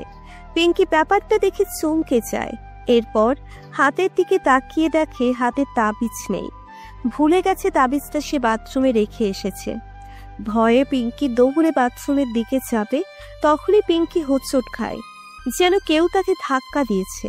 পিঙ্কি ফ্লোরের মধ্যে পড়ার সাথে সাথে ওর হাত থেকে মোবাইলটা উড়ে গিয়ে দেওয়ালের সাথে আঘাত খায়। আঘাতেই মোবাইলটা ভেঙে চুরমার হয়ে যায়। পিঙ্কি আবার ফ্লোর থেকে উঠে যাবার সময় আগের মতো হাতের আঘাত খেয়ে টেবিলের উপর থেকে পিঙ্কির মেকআপ বক্স পড়ে ফেটে যায়। এই আওয়াজটা ওর আব্বু আম্মুর কান পর্যন্ত গেছে, কিন্তু তারা ভাবছে হয়তো মেয়েটি আগের মতো ডান্স করতে করতে ফুলদানির মতো কিছু একটা ফেলে দিয়েছে। সেজন্য তারা আর রুমের দিকে এগোয়নি। পিঙ্কি জোরে জোরে চিৎকার করতে যাচ্ছে, কিন্তু পারছে না। ফ্লোরের মধ্যে যেভাবে পড়ে আছে ঠিক সেইভাবে শোয়া থেকে উঠতে পারছে না। ওর হাতটা যেন কেউ ফ্লোরের সাথে চেপে ধরে আছে। এমন সময় খেয়াল করলো পিঙ্কির প্রাজু কেউ ধরে টানছে। পিঙ্কি আবার চোখ বড় করে দাঁত কামড়াতে লাগলো। সে হয়তো বুঝতে পেরেছে কি হতে যাচ্ছে। এরপর অদ্ভুতভাবে পিঙ্কি নিজের শরীরকে হালকা আবিষ্কার করে। তারপর আবার ফ্লোর থেকে উঠে দৌড় দেওয়ার সময় এক অদৃশ্য বাতাসে উড়ে গিয়ে বেডের উপর পড়ে। কেউ যেন তার হাত পা দুটো বেডের সাথে আটকে রেখেছে। পিঙ্কির শরীরে কোনো শক্তি নেই। যেমন সে নড়াচড়া করতে পারছে না, তেমনি ভাবে চিৎকারও করতে পারছে না। এরপর পিঙ্কি খেয়াল করে ওর গেঞ্জিটা মাঝ বরাবর ধীরে ধীরে ফেটে যাচ্ছে। গেঞ্জি এভাবে ছিঁড়ে যাওয়ার কারণ সে বুঝতে পারে, কারণ সে বুঝতে পেরেছে এইটা রিয়াজ। পিঙ্কি মুখে আওয়াজ করতে না পারলেও মনে মনে অনুরোধ করছে, রিয়াজ প্লিজ আমাকে ছেড়ে দাও, আমি ক্ষমা চাচ্ছি, প্লিজ আমাকে ক্ষমা করো। কিন্তু পিঙ্কির অনুরোধটা যেন তার মুখের ভিতরেই রয়ে যায়, কারো কান পর্যন্ত পৌঁছয়নি। পিঙ্কির গেঞ্জিটা অবশেষে চিরতে চিরতে পুরো খুলে যায়। পিঙ্কির পুরো নগ্ন দেহ বেডে পড়ে আছে। অনুভব করলো ওর স্তনে কেউ কামড় বসাতে লাগলো। রক্তে ভিজে যাচ্ছে পিঙ্কির স্তন। পিঙ্কি চিৎকার করার শক্তি একেবারে জন্যেও যেন ফিরে আনতে পারছে না। পিঙ্কি আবার খেয়াল করলো তার গোপন অঙ্গ ধীরে ধীরে গরম হয়ে যাচ্ছে। পিঙ্কি এবার আরো ভালো করে বুঝেছে রিয়াজ তার আসল কাজটা শুরু করতে যাচ্ছে, কিন্তু পিঙ্কির অনুরোধটা যেন তার মুখের ভিতরে রয়ে যায়, কারো কান পর্যন্ত পৌঁছয়নি। এদিকে পিঙ্কির গেঞ্জিটা অবশেষে ছিঁড়তে ছিঁড়তে পুরো খুলে যায়। পিঙ্কির পুরো নগ্ন দেহ বেডে পড়ে আছে। অনুভব করলো ওর স্তনে কেউ কামড় বসাতে লাগলো। রক্তে ভিজে যাচ্ছে পিঙ্কির স্তন। পিঙ্কি চিৎকার করার শক্তি একেবারে চন্নেই যেন ফিরিয়ে আনতে পারছে না। পিঙ্কি আবার খেয়াল করলো তার গোপনাঙ্গ ধীরে ধীরে গরম হয়ে যাচ্ছে। পিঙ্কি এবার আরো ভালো করে বুঝেছে রিয়াজ তার আসল কাজটা শুরু করতে যাচ্ছে। পিঙ্কি অনুভব করলো একটা গরম নিঃশ্বাসের বাতাস তার পুরো শরীর পেয়ে যাচ্ছে। পিঙ্কি আরো বুঝতে পারে তার শরীরটা আগের থেকে অনেকটাই ওজন হয়ে গেছে। প্রায় 50 থেকে 60 কেজি কোনো বস্তু তার উপরে পড়ে আছে। পিঙ্কি নড়াচড়া তো করতে পারছেই না, তার উপর ওর শরীরের উপর এভাবে হামলা চলছে। সমস্ত শরীর রক্তে ভিজে গেছে, স্তন দুটি যেন রক্তে লাল হয়ে গেছে। ওর পেট বেয়ে নাভির মধ্যে রক্ত জমাট বাঁধছে। এতক্ষণ পরে পিঙ্কি মৃত্যুর নিঃশ্বাস ফেলা শুরু করে দেয়। পিঙ্কির চোখ দুটো ঠিক সেইভাবে বড় বড় হয়ে গেছে যেভাবে রিয়াজের উপর হামলা করার সময় রিয়াজের চোখ বড় হয়ে গিয়েছিল। পিঙ্কি অনুভব করতে লাগলো রিয়াজকে দেওয়া সেই কষ্টগুলো, রিয়াজ কতটা আঘাত পেয়েছে সবগুলো ধীরে ধীরে অনুভব করতে পারছে পিঙ্কি। আজ রাত 8টার দিকে এক যুবতী মেয়েকে ধর্ষণ করে মেরে ফেলা হয়েছে। যাকে তারা মেরেছে আমরা তার বিচার চাই, তাকে কঠিন ও কঠিনতম শাস্তি দেওয়া হোক। স্ট্যাটাস শুরু হয়ে গেছে ফেসবুকে, আবার গরম হয়ে গেছে সেইভাবেই ফেসবুকের নিয়ম কানুনগুলো। আগে যেভাবে করে এসেছিল, কি লাভ হচ্ছে সবার এসব স্ট্যাটাস দিয়ে? তারা কি পেরেছে পিঙ্কিকে বাঁচাতে? তারা কি পেরেছে রিয়াজকে বাঁচাতে? কেন শুধু শুধু ফেসবুকে স্ট্যাটাস দিয়ে সে মৃত ব্যক্তিদের অসম্মান করে সবাই? কেন বারবার একটা অবিচার অন্যায় কাজকে প্রশ্রয় দিয়ে ফেলি আমরা? কেন কেন করি আমরা এইরকম? এর জবাব কি আমাদের কারো কাছে আছে? এখানে পিঙ্কিকে যদি কেউ সত্যি সত্যি ধর্ষণ করে মেরে ফেলতো তাহলে স্ট্যাটাসটার সঠিক ব্যাখ্যা পাওয়া যেত, কিন্তু পিঙ্কিকে তো কোনো মানুষ করেনি। ধর্ষণকারী হচ্ছে রিয়াজের আত্মা। তবে কেন তারা স্ট্যাটাস দিল যে কোনো ধর্ষণকারী তাকে মেরেছে? সে ধর্ষণকারীকে কোন একটা মানুষকে উদ্দেশ্য করেছিল ওরা? এভাবে তাদের সন্দেহকে দাম দিয়ে পুলিশ ধরে নিয়ে যায় ওই এলাকার যুবক ছেলেদের। সন্দেহ পড়ে সেই সব ছেলেদের উপর যেসব ছেলেরা এলাকার মধ্যে হয়তো সবার কাছে খারাপ হিসেবে পরিচিত, আবার হয়তো সেই মেয়ের পিছনে কিছু ছেলেরা খুরখুর করত, অথচ তাকে কখনো স্পর্শ পর্যন্ত করেনি। সন্দেহটা পড়েছে তাদের উপরেই। তাহলে আমাদের স্ট্যাটাস, আমাদের ভাইরাল পৃথিবী কি পেরেছে এসবের বিচার করতে? মৃত্যুর খবরটাকে গিয়ে পৌঁছয় বাকি 5 জনের কাছে। সামিয়া এবার বেশ অবাক হয়ে যায়। তার মানে কি তাবিজ কাজ করেনি? সামিয়া ব্যাপারটাই চুক্তি দাঁড় করাতে চেষ্টা করে। এরপর সে নিজেই পিঙ্কির লাশের ছবিগুলো ফেসবুক থেকে ডাউনলোড করে দেখে। দেখল যে পিঙ্কির হাতের মধ্যে কোনো তাবিজ নেই। তার মানে পিঙ্কি কি নিজে থেকেই তাবিজটা খুলেছিল নাকি খোলা হয়েছিল? পিঙ্কির মৃত্যুর পরে বাকি 5 জন আতঙ্ক খেয়ে যায়। 3 দিন পর তাদের কলেজে আসার কথা। সবাই মিলে যেহেতু প্ল্যান করেছিল তো এটা আর মিস্টেক করা যাচ্ছে না। ওদের সবার বাড়ি যে এক জায়গায় তা কিন্তু নয়, এক একজনের বাড়ি এক এক অঞ্চলে, কিন্তু তাদের থেকে একজনের মৃত্যুতে বাকিদের রিয়াকশনটা আরো শক্ত হয়। তারা আরো ভয় পেয়ে যায়। এভাবে কেটে যায় 2 দিন। 3 দিনের মাথায় বাকি 4 জন এসে ঢাকায় পৌঁছয়। মায়া আগে থেকে ঢাকা তার এক বান্ধবীর বাসায় ছিল। গ্রামের বাড়িতে যায়নি মায়া, ওর নাকি ইচ্ছে হচ্ছিল না, সেজন্য গ্রামের বাড়িতে যায়নি। রিয়া, প্রিয়া, সুমাইয়া, সামিয়া সবাই আবার একত্রিত হয়ে হোস্টেলের মধ্যে। 5 জনই খুব আতঙ্কে আছে, খুব ভয় পেয়ে আছে। কি থেকে কি হচ্ছে ওইটা ওদের কল্পনার বাহিরে। তাবিজগুলো সবাই সবার হাতে শক্ত করে বেঁধে রেখেছে যেন কোনো সমস্যা না হয়। কিন্তু কি লাভ? কখন কোথা থেকে এসে কিভাবে এইটা করে সেটা তো বলা যায় না। এভাবে কেটে যায় আরো 1 সপ্তাহ। ব্যাপারটা ছড়িয়ে ছিটকে পড়ে পুরো বাংলাদেশ। সবার মুখে মুখে পিঙ্কি আর পিঙ্কি। পিঙ্কির নগ্ন ছবিও ভাইরাল। ওর নামে যেমন বদনাম এবং তেমন সুনাম। অনেক লোক শোকাহত জানায়, আবার অনেক দোষ চাপাচ্ছে। কেউ বলছে হত্যাকারীকে শাস্তি দেওয়ার জন্য, আবার কেউ বলছে সে নিজেই নিজের মরণের সাথে এক ছিল। এভাবে একটার পর একটা গুজব ছড়াচ্ছে তো ছড়াচ্ছেই। হোস্টেলে আসার বরাবর 18 দিন পর সুমাইয়ার জন্মদিন। সুমাইয়ার জন্মদিনের পার্টিতে বাকি 4 জন এসেছে। গ্রামের বাড়িতে জন্মদিন পালন করতে পারেনি, কারণ কিছুদিন আগে গ্রাম থেকে এসেছিল। সেজন্য ওরা জন্মদিন সেলিব্রেট করার জন্য হোস্টেলের মধ্যে একটা রুম নিয়ে নিয়েছিল। 5 জন ছিল ওখানকার এক শক্তিশালী গ্রুপ। 3 জন মারা গেছে। কোথায় তাদের ব্যবহার ধীরে ধীরে ভালো হবে তা কিন্তু না, মারা যাবার 1 বা 2 সপ্তাহ পর পরই তারা যেন সবই ভুলে যায়। এর পিছনের কারণটা খুবই সহজ, কারণ যে 3 জন মরেছে সে 3 জনই তো তাদেরই মতো। তাদের থেকে তো একটু ভালো না যে তাদের মতো তাকে মনে রেখে লাভ কি? মনে রাখবে তাদের যে তাদের চেয়ে উচ্চ লেভেলের। উদাহরণ দিয়ে বলতে গেলে রিয়াজের কথা বলতে হয়, কারণ রিয়াজের ব্যবহারের দিক দিয়ে রিয়াজ ছিল সবার থেকে উপরে। আজ সবার মৃত্যুর পিছনে তার দায়ী রিয়াজকেই করছে। প্রকাশিত হচ্ছে এটাই রিয়াজের কথা এখনো তারা বলতে বাধ্য। যাই হোক, জন্মদিনের সময় সবাই এসেছে, হাতের মধ্যে একটা বড় গিফট নিয়ে। সুমাইয়া অবাক হয়, এত টাকা দিয়ে এরকম জিনিস গিফট দেওয়ার মতো এরা না। অবশ্য এখানে সুমাইয়ার লাভ নেই, ফায়দা হচ্ছে ওই 4 জনের। টাকাটা তাদের নিজের না, সুমাইয়ার জন্মদিনের কথা বলে বয়ফ্রেন্ডের থেকে গিফটটা কিনে নিয়েছিল। ব্যাপারটা যেন জানতে না পারে, সেজন্য তারা আগে থেকেই প্ল্যান করেছে যে কোনটা কত করে ক্রয় করেছে ওটা সুমাইয়াকে বলবে না। রাত 12টায় কেক কাটার সময় যাবে। এর আগে সুমাইয়া ফ্রেশ হতে বাথরুমে যায়। সবাইকে রুমের হোস্টেলে রেখেই সুমাইয়া চলে যায় বাথরুমে। একটু ফ্রেশ হয়ে এসে নতুন জামা কাপড় পরবে সেই উদ্দেশ্যে। সামিয়া ব্যাপারটা লক্ষ্য করার সাথে সাথে মাথার মধ্যে একটা কল্পনা শক্তি জেগে উঠল। কি, একটু পরে যে কেক কাটতে যাবে সে এখন বাথরুমে যাচ্ছে কেন? পাশে তো ফ্রেশ হওয়ার রুম ছিল, সেখানে নিজেকে ফ্রেশ করে নিয়ে আসতে পারত। এত দূর বাথরুমে যাওয়ার কারণ কি?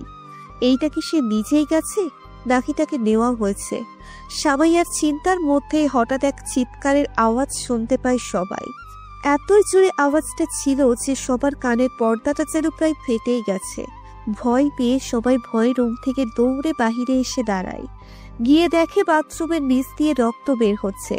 ব্যাপারটা অস্বাভাবিক মনে হলেও কারোরই বিশ্বাস হচ্ছে না যে ভিতরে কিছু হয়েছে।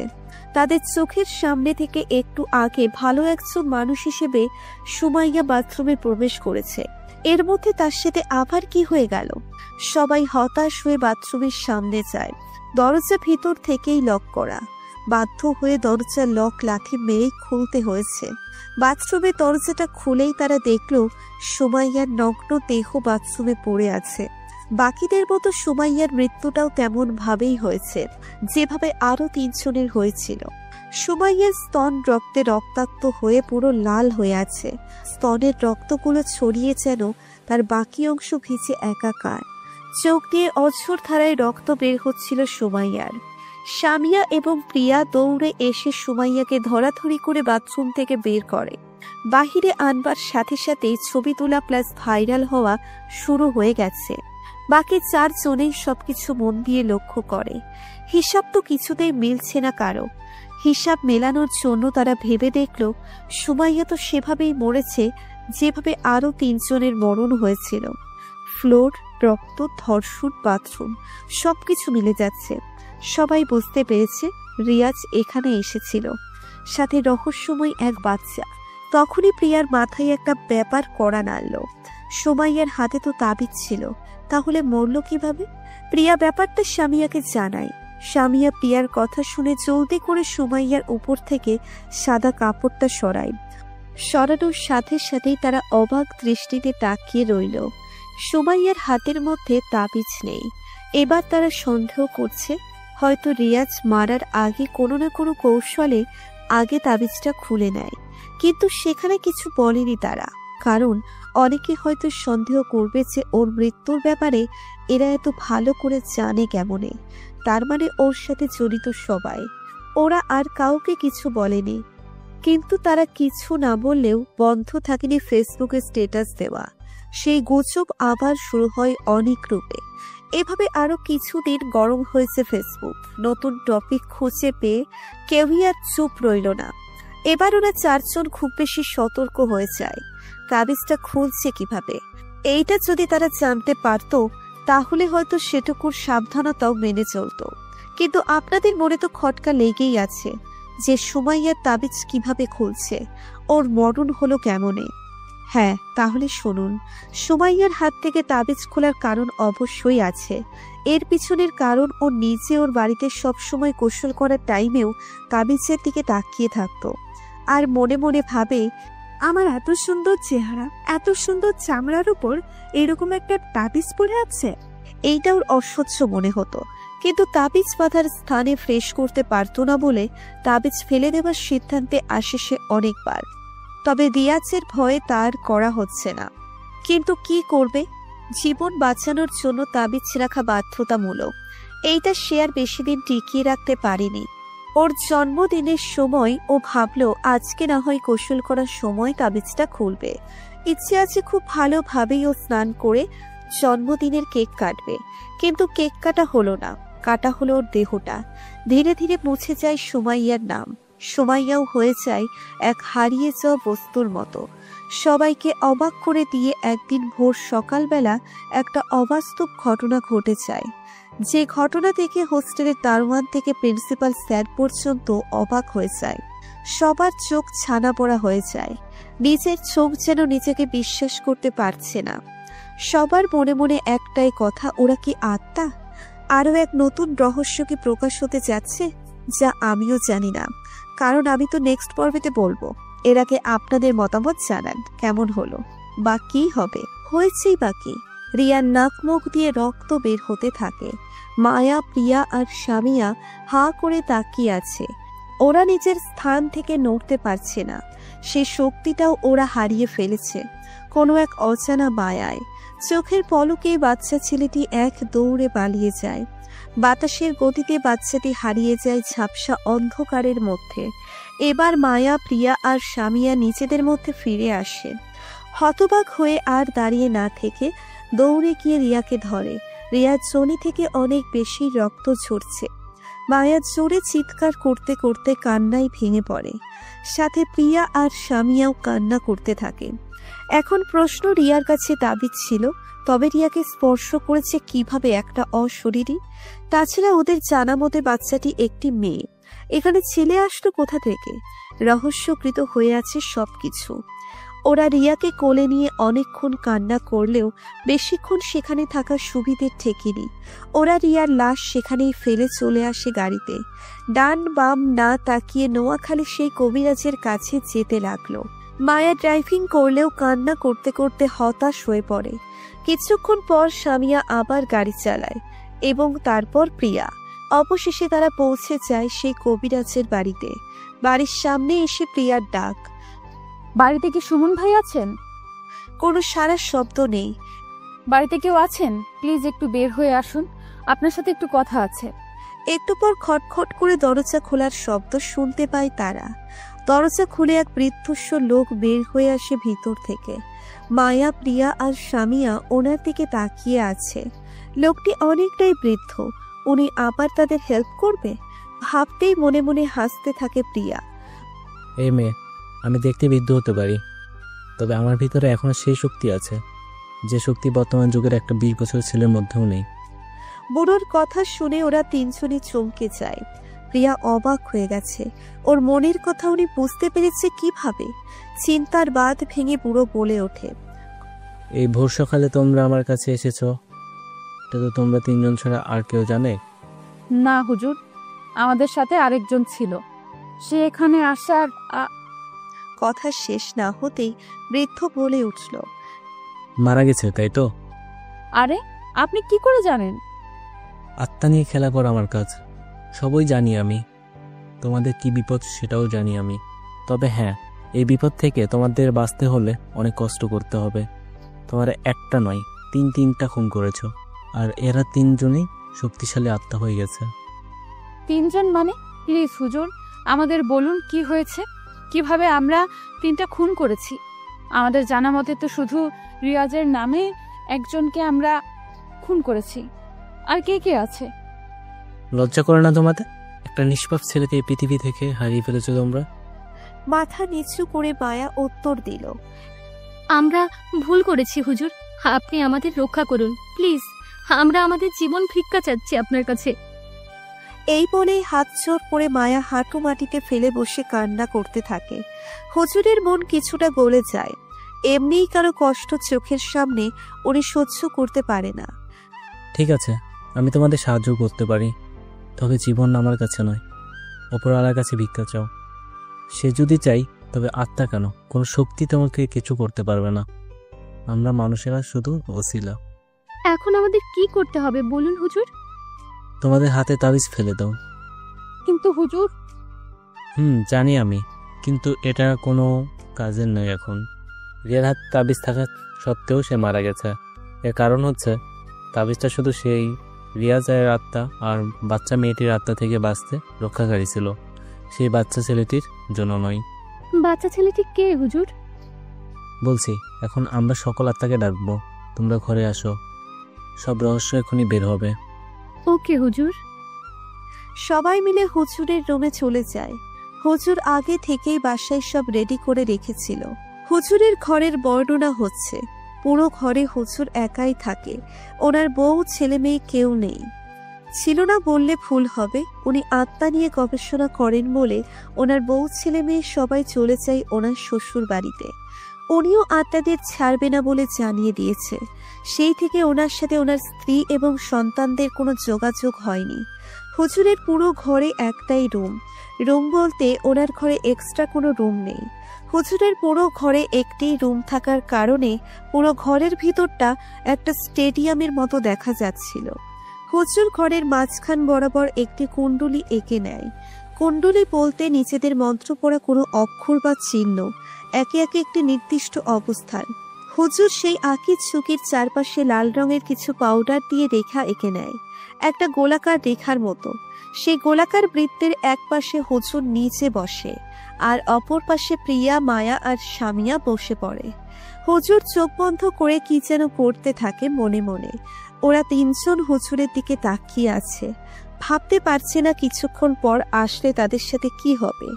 একটা ভয় তাদের ভিতর কাজ করতেই থাকে, রিয়াজ কি এসে তাদের এখানে মেরে ফেলবে না তো? ওদের কল্পনা প্রবণ বাঁধ ভেঙে পুরো রুমে অন্ধকার নেমে আসে। অবাস্তব হলেও সবকিছু বাস্তবে পরিণত হতে থাকে। হুজুর চোখ মেলে জোরে জোরে পড়তে থাকে, ভূত প্রেতাত্মা, করবি না চালাকি, ডাকছি আমি তোদের সবাইকে, দিবি না ফাঁকি, আমি ধরছি তোদের লেজ, বাড়াবি না তোদের তেজ, জলদি এসে ধরাতে নিঃশক্তিতে, ভয়ঙ্কর রূপ বাদ দিয়ে বসে যা কুণ্ডলিতে। হুজুরের এই মন্ত্র পড়ার সাথে সাথে পুরো রুম অন্ধকারাচ্ছন্ন হয়ে যায়। কুণ্ডলীর মাঝখানে শুধু লাল রঙের একটা আলো দেখা যাচ্ছে। সেই আলো ছাড়া রুমের ভিতর নিচের দেহ নিচেই দেখতে পাচ্ছে না কেউ। আলোটা হুট করে মায়ার দেহে প্রবেশ করে। মায়া হঠাৎ করে জোরে জোরে হাসতে থাকে। প্রিয়া আর সামিয়া ভয় পেলেও হুজুরের কথা মতো জায়গা থেকে নড়াচড়া করছে না। হুজুর জোর গলায় মায়ার দিকে তাকিয়ে প্রশ্ন করতে শুরু করে, কে তুই? রিয়াজ হোসেন ইমরান আমি। একটা ভয়ঙ্কর কণ্ঠে হাসতে থাকে মায়া।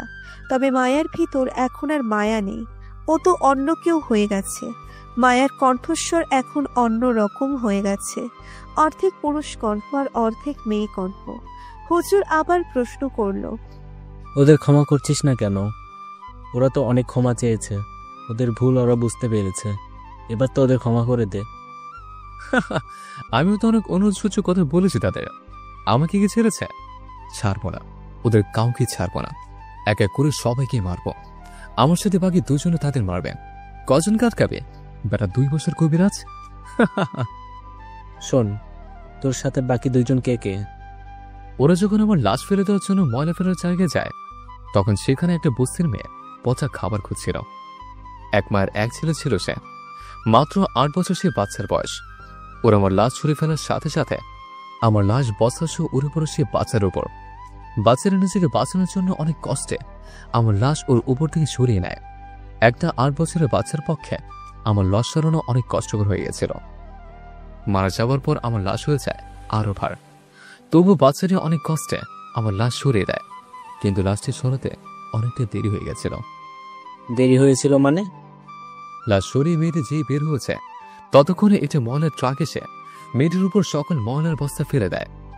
মেয়েটি ধরপড় করতে করতে অবশেষে সেখানে জীবন হারায়। বস্তির ময়লা জুতে এটি ময়লা হলেও ওর চেহারা ছিল ফুলের মতো আকর্ষণীয়। সে পৃথিবীর মায়া ত্যাগ করে পারে সময় ওপারে ছাড়বে না, সে সবের শাস্তি পাবে বলেই কান্না করতে থাকে মায়া। ও সরি, ওটা রিয়াজের আত্মা। যে এখন মায়ার শরীরে অবস্থান করছে। আর বাচ্চা ছেলেটিকে? তোর পিছনে যে দাঁড়িয়ে আছে সে। মানে? তাকিয়ে দেখ আগে।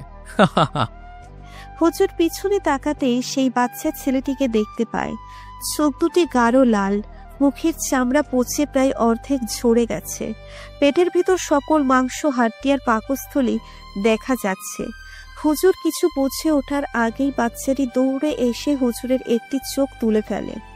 অন্ধকার একটি হইচই করা রুমের ভিতর ঘটে যাচ্ছে এক অবাস্তব ঘটনা, যা মানুষেরা বিশ্বাস করে না।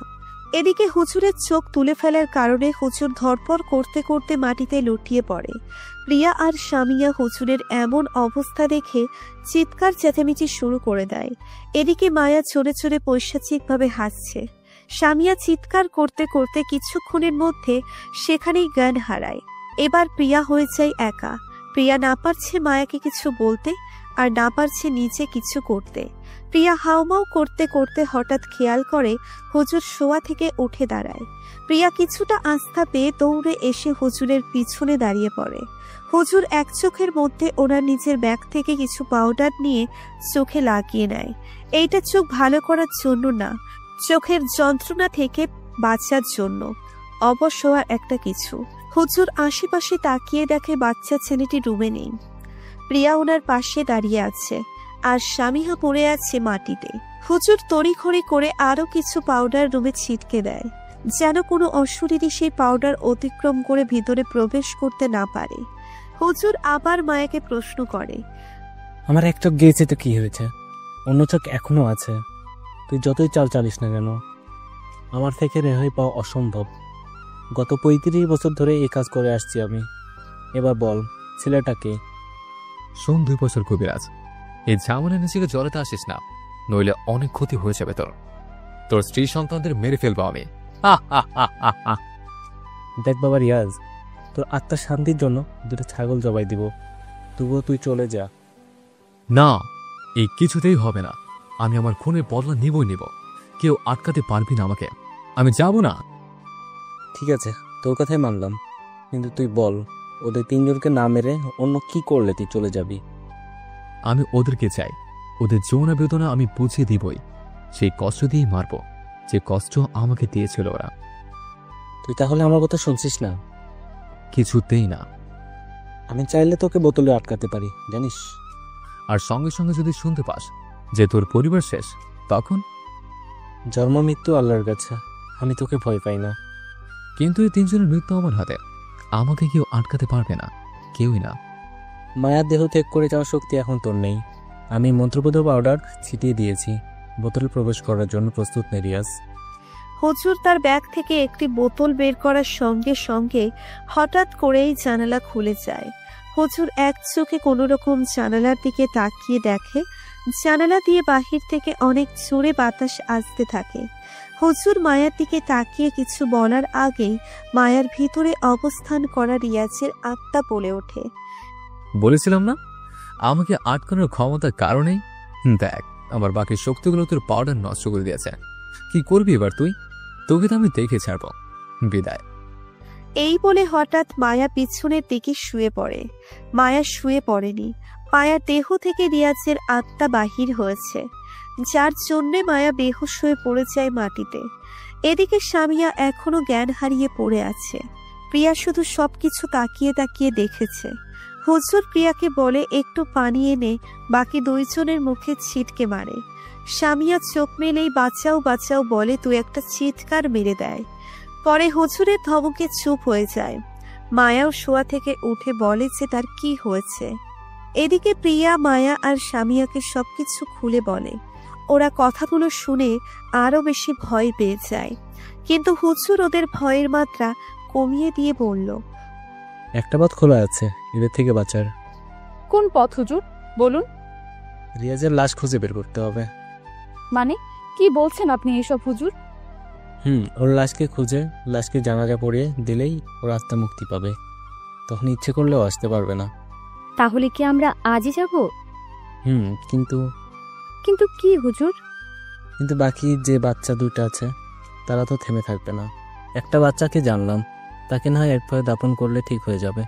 তবে ছেলে বাচ্চাটি কে হতে পারে সেটা তো বুঝলাম না। হুজুর, এদিকেও একবার ভাবুন।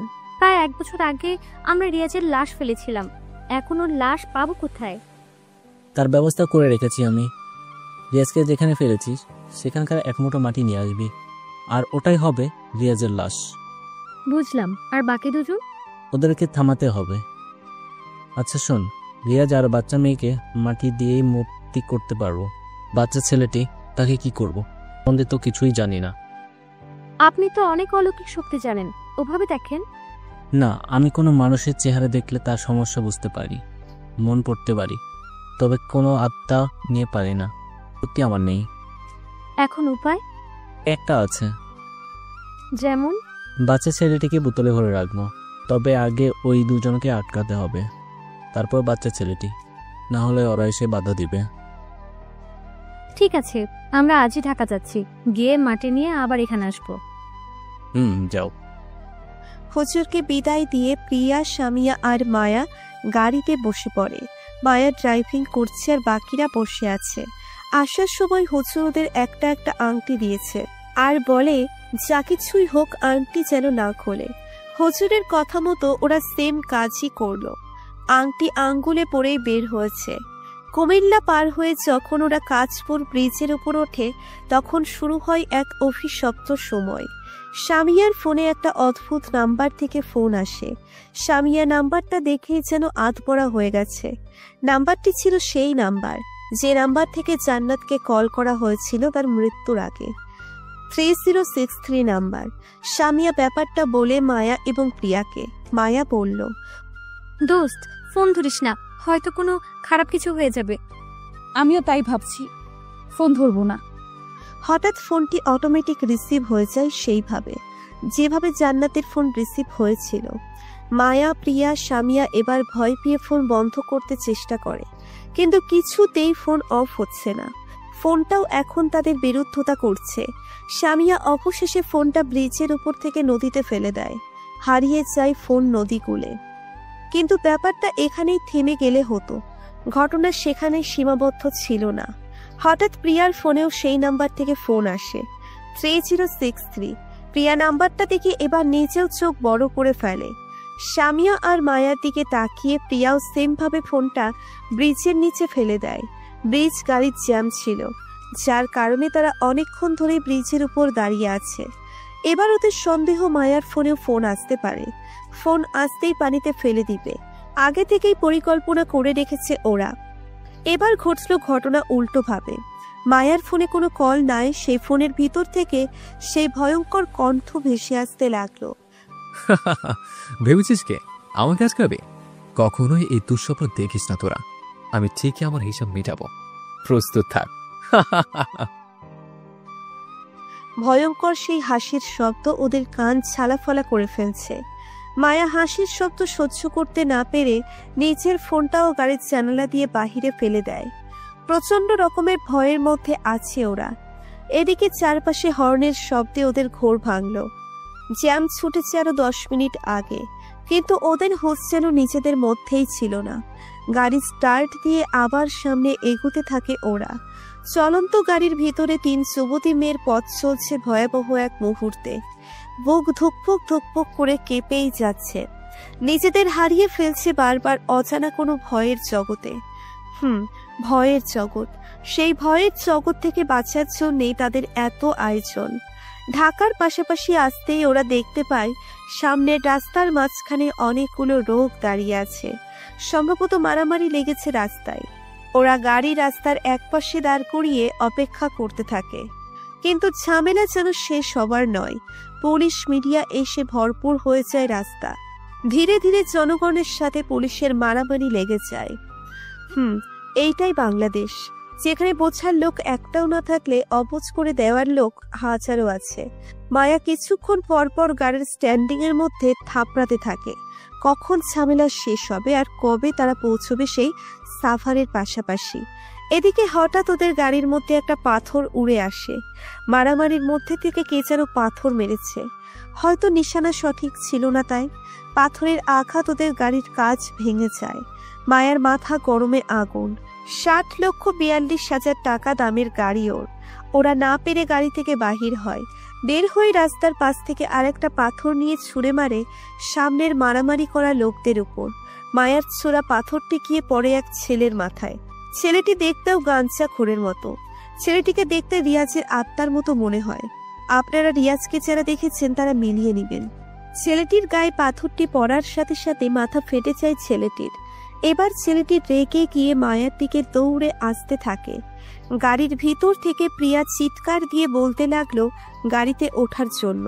মায়া প্রিয়ার ডাকে গাড়ির দরজা খুলে ভেতরে প্রবেশ করার আগেই ছেলেটি এসে মায়াকে এক ধাক্কায় মাটিতে ফেলে দেয়। রাস্তার পাশে মাটির ধুলোয় মায়ার মুখ নাচেহাল অবস্থা। সামিয়া গাড়ি থেকে নেমে ছেলেটিকে এক ধাক্কা দিয়ে ফেলে দেয় রাস্তায়। এদিকে প্রিয়া মায়াকে ধরে গাড়িতে তুলে ফেলে। তবে এখানে অনেক বড় একটি ঘটনা ঘটে যায় যা তারা খেয়ালই করেনি। সামিয়া যখন ছেলেটিকে ধাক্কা দেয় তখন ছেলেটির হাতের ধাক্কায় মায়ার আঙ্গুল থেকে আংটিটি পড়ে যায়। মায়া আর প্রিয়া সামিয়াকে ডাকতে লাগলো। সামিয়া গাড়িতে যেই উঠতে যাবে তখনই পড়ে থাকা ছেলেটি সামিয়ার ওড়না ধরে টান দেয়। নিমেষেই সামিয়া পড়ে যায় রাস্তায়। ছেলেটা এক লাফ দিয়ে রাস্তা থেকে উঠে দাঁড়ায়। সামিয়া জোরে জোরে চিৎকার দিতে থাকে, বাঁচাও বাঁচাও করে। কিন্তু এর মধ্যেই ছেলেটি পিছন থেকে একটা ধারালো ছুরি বের করে গাড়ির দিকে এগোতে থাকে। মায়া ভয় পেয়ে গাড়ি স্টার্ট দিয়ে সামনে 30 হাত দূরে চলে যায়। এদিকে সামিয়া পড়ে থাকে মাটিতে। ওই ছেলেটা দৌড়ে এসে ঝাঁপিয়ে পড়ে সামিয়ার উপর। তখনই চারপাশে থাকা লোকজন ছুটে আসে ওদের দিকে। জনগণ পুলিশকে হামলা করে তাড়িয়ে দেয়।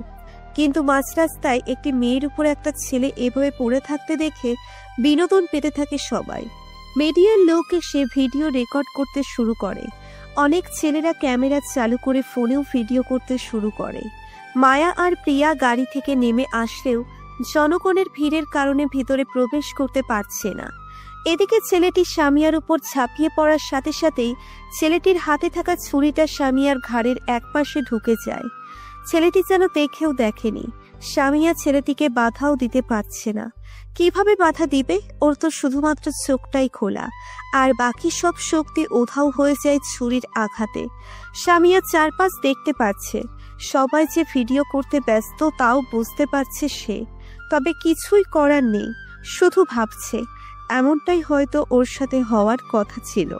এই কথাটা ভাববার পিছনে রহস্য জুড়ে আছে।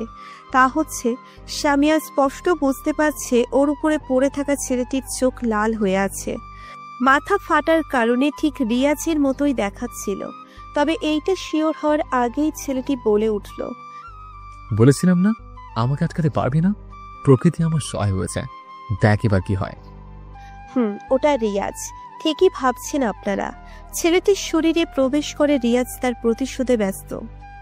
সামিয়ার জামা কাপড় হাতের নখের আঁচড়ে ছিঁড়ে ফেলে। সামিয়ার বুকের দিকে একটা সুতোও নেই।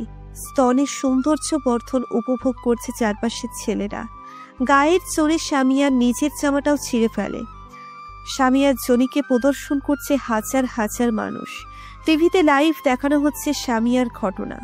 ফেসবুকে হাজার হাজার ভিউয়ার্স হচ্ছে লাইভে। সামিয়ার অর্ধনগ্ন দেহ উপভোগ করছে পুরো বাংলার এপার ওপারের মানুষরা। ভাইরাল হয়ে যায় মাত্র কয়েক মিনিটের সব। এই দোস্ত দেখ, এটা আমাদের কলেজের সামিয়া না? আরে তাই তো। এই তোরা কে কোথায় আছিস? জলদি দেখে যা, সামিয়াকে কে যেন রাস্তায় ফেলে ধর্ষণ করতেছে।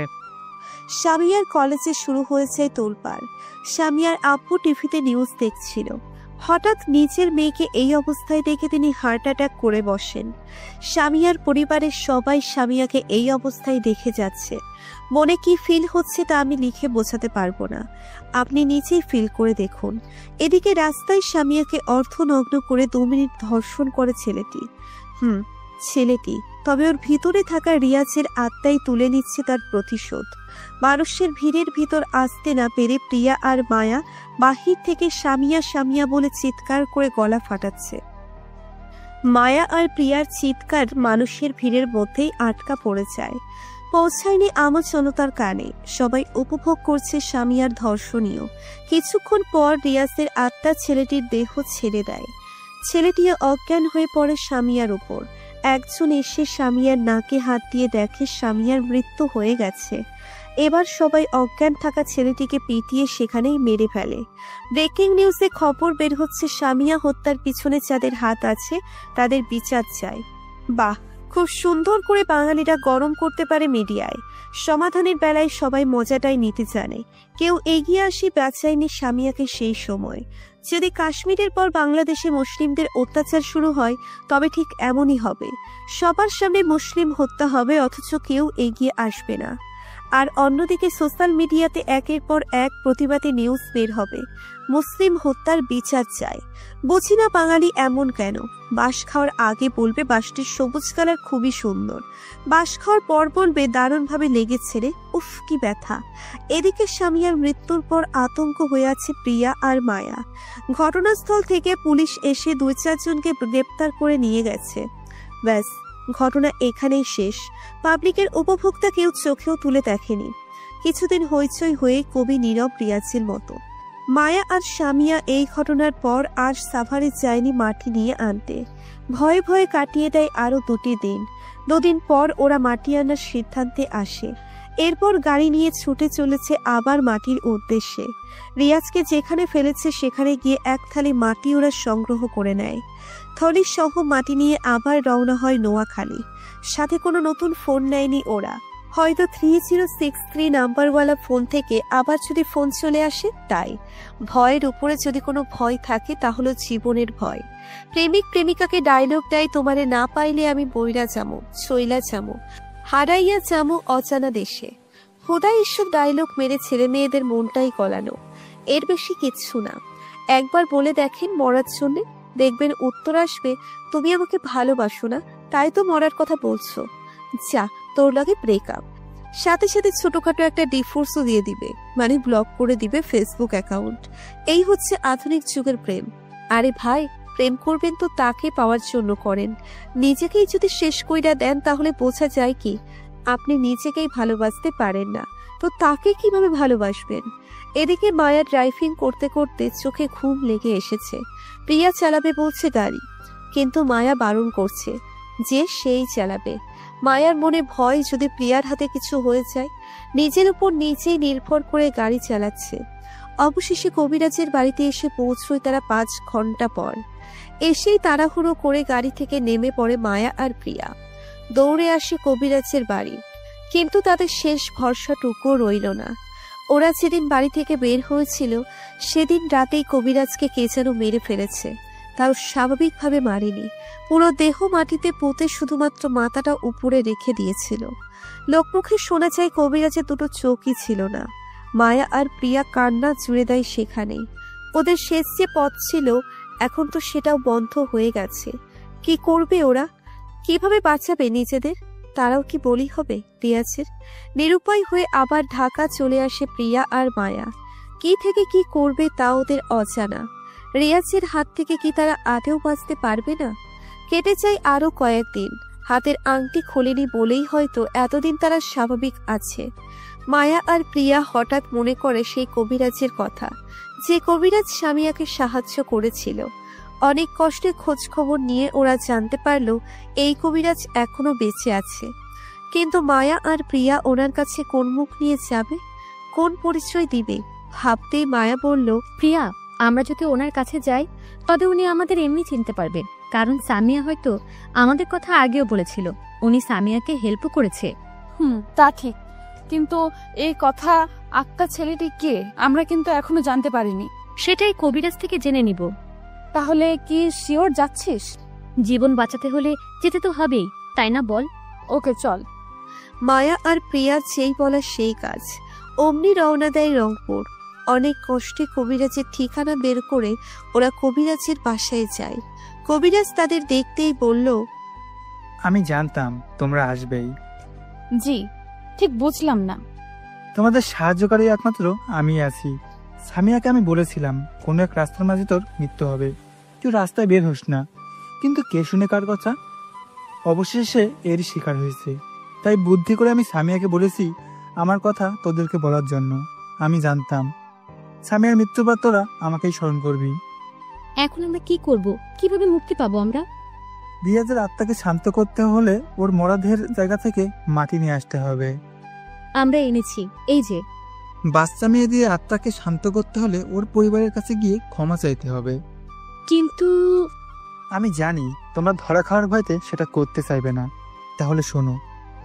তোমরা বাচ্চা মেয়েদের বাসায় গিয়ে বলবে যে ময়লার জায়গায় ময়লার বস্তা ফেলার জন্য তোমরা গাড়ি নিয়ে গিয়েছিলে, তারপর ওই বাচ্চাটি সেখানে ময়লার বস্তার ভিতরে পড়ে মারা যায়। তোমরা চিকিৎসাও করেছিলে, তবে বাঁচাতে পারোনি, আর ওর জন্য ক্ষমা চাইবে তোমরা। যদি ক্ষমা না করে? মেয়েটি মারা গেছে, তাও প্রায় বছরের ওপর হয়ে গেছে, এখন ওরা ক্ষমা করবেই। আর বাচ্চা ছেলেটি? তার আত্মাকে শান্ত করতে হলে সানজিদা বেগমের কাছে যেতে হবে।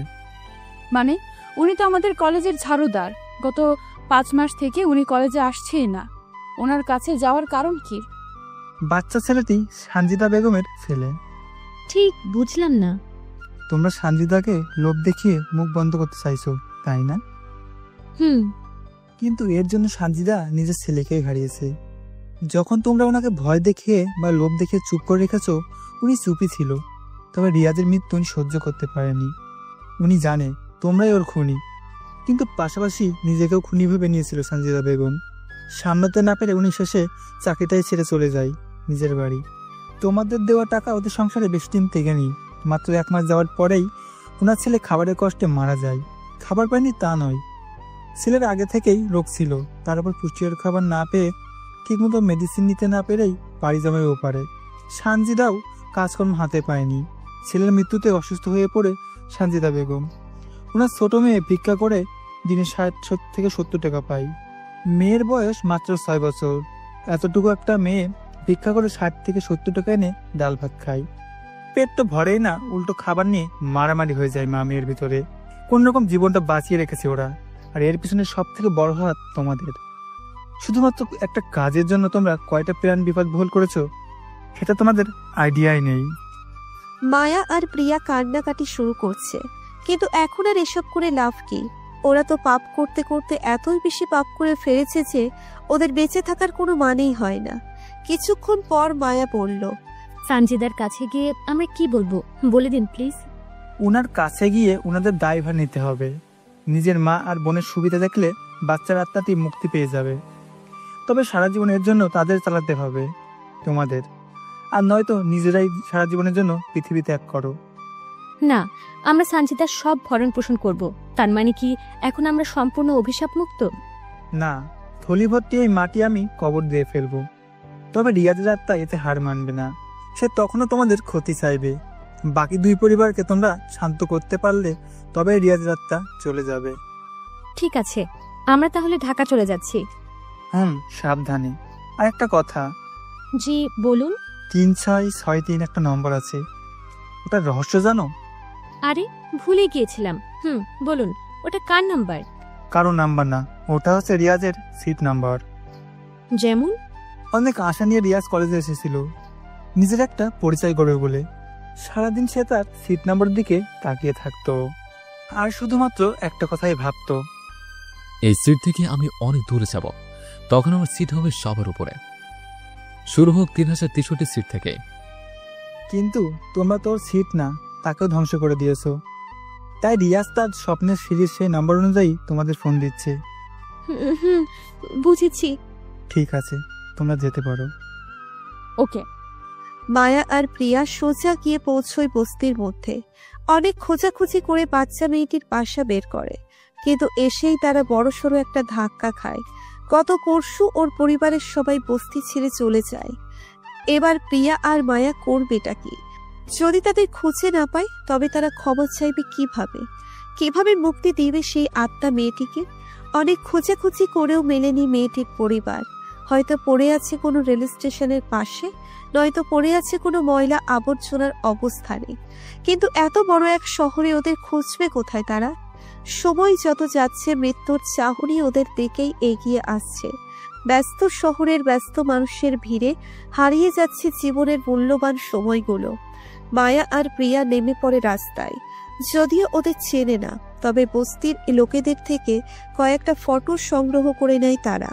খুঁজতে খুঁজতে অবশেষে ক্লান্ত হয়ে পড়ে। দুপুর বেলায় রৌদ্রের তাপ চষে নিচ্ছে ওদের শক্তি। পুরোপুরিভাবে ক্লান্ত হয়ে অবশেষে একটা নদীর পাড়ে এসে বসে পড়ে। পাশেই একটা ফুচকার দোকান দেখতে পায়। মায়া হাঁক চেঁচিয়ে বলল, মামা 2 প্লেট ফুচকা দিন তো। জিয়াপা দিতাছি, তা জাল কমায়া দিমু নাকি বাড়াইয়া দিমু? ওই একরকম হলেই হবে, আপনি দিন। আইসা আপা, একটু বহেন, দিতাছি। এই যে আপা, আপনাকে ফুচকা লন। মায়া পিছন ফিরে ফুচকাওয়ালার দিকে তাকাতেই চমকে ওঠে। আরে, উনি তো সেই মেয়েটির বাপ, যে মেয়েটির পরিবারকে ওরা পাগলের মতো খুঁজে আসছে। শিওর হওয়ার জন্য ব্যাগ থেকে ফটো বের করে দেখে নেয়। না, পুরোপুরি ভাবেই মিলে গেছে। মায়া ফুচকার প্লেট রেখে ওনাকে জড়িয়ে ধরে কিছুক্ষণ কান্না করতে থাকে। লোকটি হতবাক হয়ে দাঁড়িয়েই আছে। মায়ার কান্নার কারণে লোকটির শার্ট ভিজে প্রায় যায়। আপা, আপনি কান্দাছেন কিল্লাই? আমি তো কিছুই বুঝতাছি না। প্লিজ আমাদের ক্ষমা করুন প্লিজ, আমরা অনেক বড় এক ভুল করে ফেলেছি, একমাত্র আপনিই পারেন আমাদের বাঁচাতে। কান্না করতে করতে কথাগুলো বলছিল। আপনাদের আমি দেখলাম এই প্রথম, কি হয়েছে আমারে খুইল্লা কইবেন? আগে বলুন, আমাদের ক্ষমা করে দেবেন। ঠিক আছে মা, আমি ক্ষমা কইরা দিমু। এখন কও কি হইছে? আসলে আমরা ভুল করে ময়লার বস্তা ফেলতে গিয়ে আপনার মেয়ের উপর ফেলে দিয়েছিলাম। আপনার মেয়ে সে ময়লার বস্তার ওজন না নিতে পেরে মারা যায়। আমরা হসপিটালেও নিয়ে গিয়েছিলাম, কিন্তু বাঁচাতে পারিনি। এরপর থেকে আপনাদের অনেক খুঁজেছি আমরা। প্লিজ আমাদের ক্ষমা করে দিন প্লিজ। মায়ার কথা শুনে লোকটির মুখ মেঘাচ্ছন্ন হয়ে যায়। পুরো মুখে নেমে আসে এক অন্ধকার। রাগ করার মতো ভাব নিয়ে লোকটি নদীর পাড়ে গিয়ে দাঁড়ায়। মায়া আর প্রিয়া দাঁড়িয়ে দাঁড়িয়ে কান্না করছে, আর লোকটির দিকে হাত জোর করে তাকিয়ে আছে। লোকটি নদীর পাড়ে গিয়ে গলা থেকে গামছাটা হাতে নেয়। এরপর মুখের ঘাম মুছে একটা স্বস্তির নিঃশ্বাস ফেলে বলতে লাগলো, আপা, আমরা গরিব মানুষ, ঠিক মতো খাইয়ান পারি না। আমার মাইয়াটা খুব মায়াবী আছিল। আমার যখন আব্বা আব্বা কইয়া ডাক দিত, আমার কলজাটা পুরো ঠান্ডা হইয়া যাইত। একদিন হঠাৎ করে আমার মাইয়াটারে আমরা হারাইয়া ফেলছি। জানেন আপা, মাইয়া আমার অনেক ছোট ছিল, খালি অভিনয় কইরা যাইতো। আপা, আজকে আমার লাইগা চকলেট নিয়ে আইসেন। তুমি সকলের থেকে ভালা, আমি জানি তুমি না করবা না। আমার মাইয়ার এমন ঢং কথা শুনলে মনটা চাইতোর কলিজায় ভৈরা রাইখা দি। টাকা পয়সা ছিল না আমার কাছে, দিন আইনা দিন খাইতাম, চকলেট কিনা দিতাম বাকি রাইখা। এখন এই দোকানটা অনেক কষ্ট কইরা দিছি, কোন রকম চলতেছে আমার সংসার। এখন আমার পকেটে চকলেটের টাকা থাকে আপা, শুধু যে খাওয়ানোর লেগে অভিনয় করতো, আমার সেই মাইয়াটাই নাই। কথাগুলি বলেই লোকটি গামছা চোখে রেখে কান্না করতে থাকে। ওনার সাথে মায়া আর প্রিয়াও কান্না জুড়ে দেয়। পরিস্থিতি হিসেবে মায়া আর প্রিয়া দৌড়ে গিয়ে লোকটির পায়ে পড়ে। লোকটি চমকে উঠে নিচের দিকে তাকায়। এরপর মায়া বলে, প্লিজ আমাদের মাফ করুন, আমাদের অজান্তে আমরা অনেক বড় পাপ করে ফেলেছি। প্লিজ দয়া করুন আমাদের উপর। আরে কি কইতাছো? আমার একটা মাইয়া গেছে তো কি হয়েছে, আর 2টা মাইয়া তো পাইছি আমি। আজকা হইতে তোমরাই আমার মাইয়া। মায়া আর প্রিয়া লোকটিকে জড়িয়ে ধরে কান্না করতে থাকে। তাদের ঠিক বাম পাশের একটি গাছের উপর থেকে বাচ্চা আত্মাটি মুচকি হাসি দিয়ে বলে উঠল, আপাই তো আমার জায়গায় তো করে দিয়া দিছে, আমি তো করে কেমনে মারুম? বলেই বাচ্চাটি চলে যায় তার ঠিকানায়। মুক্তি পায় একটি অভিশপ্ত আত্মা। এদিকে মায়া আর প্রিয়া লোকটির সাথে কিছুক্ষণ সময় কাটিয়ে দেওয়ার পর চলে যায়। এবার ওদের লক্ষ্য শানসিদার দায়ভার দিতে। রাস্তার পাশে আসতেই জ্যাম পড়ে যায় রাস্তায়। গাড়ি অনেকক্ষণ দাঁড়িয়ে আছে। এদিকে জ্যাম ছোটার কোনো নাম নিশানা নেই। হঠাৎ একটি ছেলে জানালা দিয়ে হাত পেতে বলল, 2টা টাকা দিবেন? আরে যা, কোথা থেকে যা আসে এসব ভিক্ষু? আপা, আমার খিদা লাগছে, একবেলা ভাত খামো, দেন না কয়টা টাকা? প্রিয়া এবার মেজাজ খারাপ করে ছেলেটির দিকে তাকায়। প্রিয়া সেদিকে তাকাতেই এক চিৎকার বেড়ে ওঠে। প্রিয়া চিৎকার দেওয়ার পিছনের কারণ হচ্ছে কবিরাজের চোখ যে তুলে নিয়েছে আর প্রিয়ার জনি দিয়ে যে ছেলেটি একটি রড দিয়ে আঘাত করেছে, এইটা সেই ছেলেটা। প্রিয়ার সাথে সাথে মায়া নিজেও ভয় পেয়ে যায়। প্রিয়া ভয়ে জানালা বন্ধ করে দেয়, কিন্তু মায়া সেটা না করে গাড়ির দরজা খুলে দৌড় দেয় সামনের দিকে। এমন সময় রাস্তার সবুজ বাতি জ্বলে ওঠে, অর্থাৎ জ্যাম খুলে গেছে। প্রিয়া জোরে এক চিৎকার দেয় মায়া বলে। এতক্ষণে সব শেষ। একটি গাড়ি মায়াকে ধাক্কা দেওয়ার সাথে সাথে মায়া পিছনে গিয়ে ধাক্কা খায় আরেকটা কাচের গাড়ির সাথে। নিজেকে ঠেকাতে গিয়ে কাচের মধ্যে হাত দিয়ে ফেলে, কিন্তু নিজেকে ঠেকাতে পেরেছে ঠিকই। এর পরিবর্তে উল্টে এক কাজ হয়ে গেছে। মায়ার হাত কাচের আঘাতে কেটে গেছে। প্রায় 4টে আঙ্গুল কেটে পড়ে যায় রাস্তায়। এর মধ্যে আংটি থাকা সেই আঙ্গুলও কেটে পড়ে যায়। মায়ার রক্তাক্ত হাত নিয়ে ফিরে আসতেই হয়তো বেঁচে যেত, কিন্তু তার হয়ে ওঠেনি। 47 মিনিটের জ্যাম থেকে তেড়ে আসা গাড়িটাকে পিষিয়ে ফেলে রাস্তায়। এক এক জায়গায় পড়ে আছে মায়ার এক একটা শরীরের টুকরো। জামা কাপড় ছিঁড়ে রক্তাক্ত হয়ে গেছে প্রতিটি অঙ্গ। শেষ মায়া, মুছে গেছে মায়ার অস্তিত্ব। পাপের সাজা ঠিকই পেয়েছে সে। এবার বাঙালির কাজ শুরু। ব্রেকিং নিউজ আজ বিকেল 5 ঘটিকা। মাতাল এক মেয়ে গাড়ির পিছে পড়ে নিহত হয়। অনেক নেশা করার ফলে নিজের সেন্স ছিল না। গুজব গুজব গুজব, একবার এক এক রকম গুজব ছড়ানো শুরু হয়ে যায়। প্রিয়া বুঝতে পেরেছে ও আর বাঁচতে পারবে না। ওর সাথে 7 জনকে কেড়ে নিয়েছে সে, এবার তাকেও নিয়ে যাবে। প্রিয়া আর সহ্য করতে না পেরে নিজের রুমে এসে দরজা বন্ধ করে নেয়। এরপর ফ্যানের সাথে নিজের ওড়না বেঁধে নিজের গলায় নিজেই ফাঁসি দেয়। ফাঁসি দেওয়ার আগে একটা চিঠি রেখে যায়। আমার মৃত্যুর কারণ আমি নিজেই। ইচ্ছাকৃতভাবে যদি ফাঁসি না দিতাম তাহলে হয়তো পুরো দেশের সামনে আমার মৃত্যু হতো। সে আমাকে একটা খারাপ মেয়ে হিসেবে তুলে ধরত, সবার সামনে আমাকে ধর্ষিতা মেয়ে প্রমাণ করত। তাই নিজের ইচ্ছায় আমি নিজেই ফাঁসি দিলাম। শুধু যাওয়ার আগে সবার কাছে একটা মেসেজ দিতে চাই, জীবনে যাই করো না কেন কখনো কাউকে দুর্বল ভেবে কিছু করো না। হতে পারে তার এই দুর্বলতার সাথে তোমার হাজারো শক্তি টিকে থাকতে পারবে না। তার ক্ষতি করতে গিয়ে হয়ে যাবে হয়তো কিছু নির্দোষ মানুষের মৃত্যু। তারাও তোমার শক্তিকে নিয়ে নিবে হাতের মুঠোয়। আহ, বাঁচাও বাঁচাও বাঁচাও বাঁচাও। কলেজের সবাই দৌড়ে আসে হোস্টেলের একটি রুমের সামনে। দরজা ভেঙে সবাই ভিতরে প্রবেশ করতেই দেখতে পায় মায়া, সামিয়া, রিয়া, তানিয়া, সুমাইয়া, পিঙ্কি, প্রিয়া আর জান্নাত ঘাবড়ে আছে। এই সকালবেলা ওদের মুখ দেখে সবাই বুঝতে পেরেছে ওরা খুব ভয় পেয়ে আছে। সবাই প্রশ্ন করাতেও ওরা কিছু উত্তর দেয়নি, শুধু একজনের দিকে একজন তাকিয়ে হাসছে আর নিজেদের মধ্যে নিজেরা প্রাণ খুলে হাসছে। যেটা ভাবছেন সেটাই। পুরো গল্পটি ওদের একটা স্বপ্ন ছিল। সবাই একই স্বপ্ন একই সময় দেখেছে।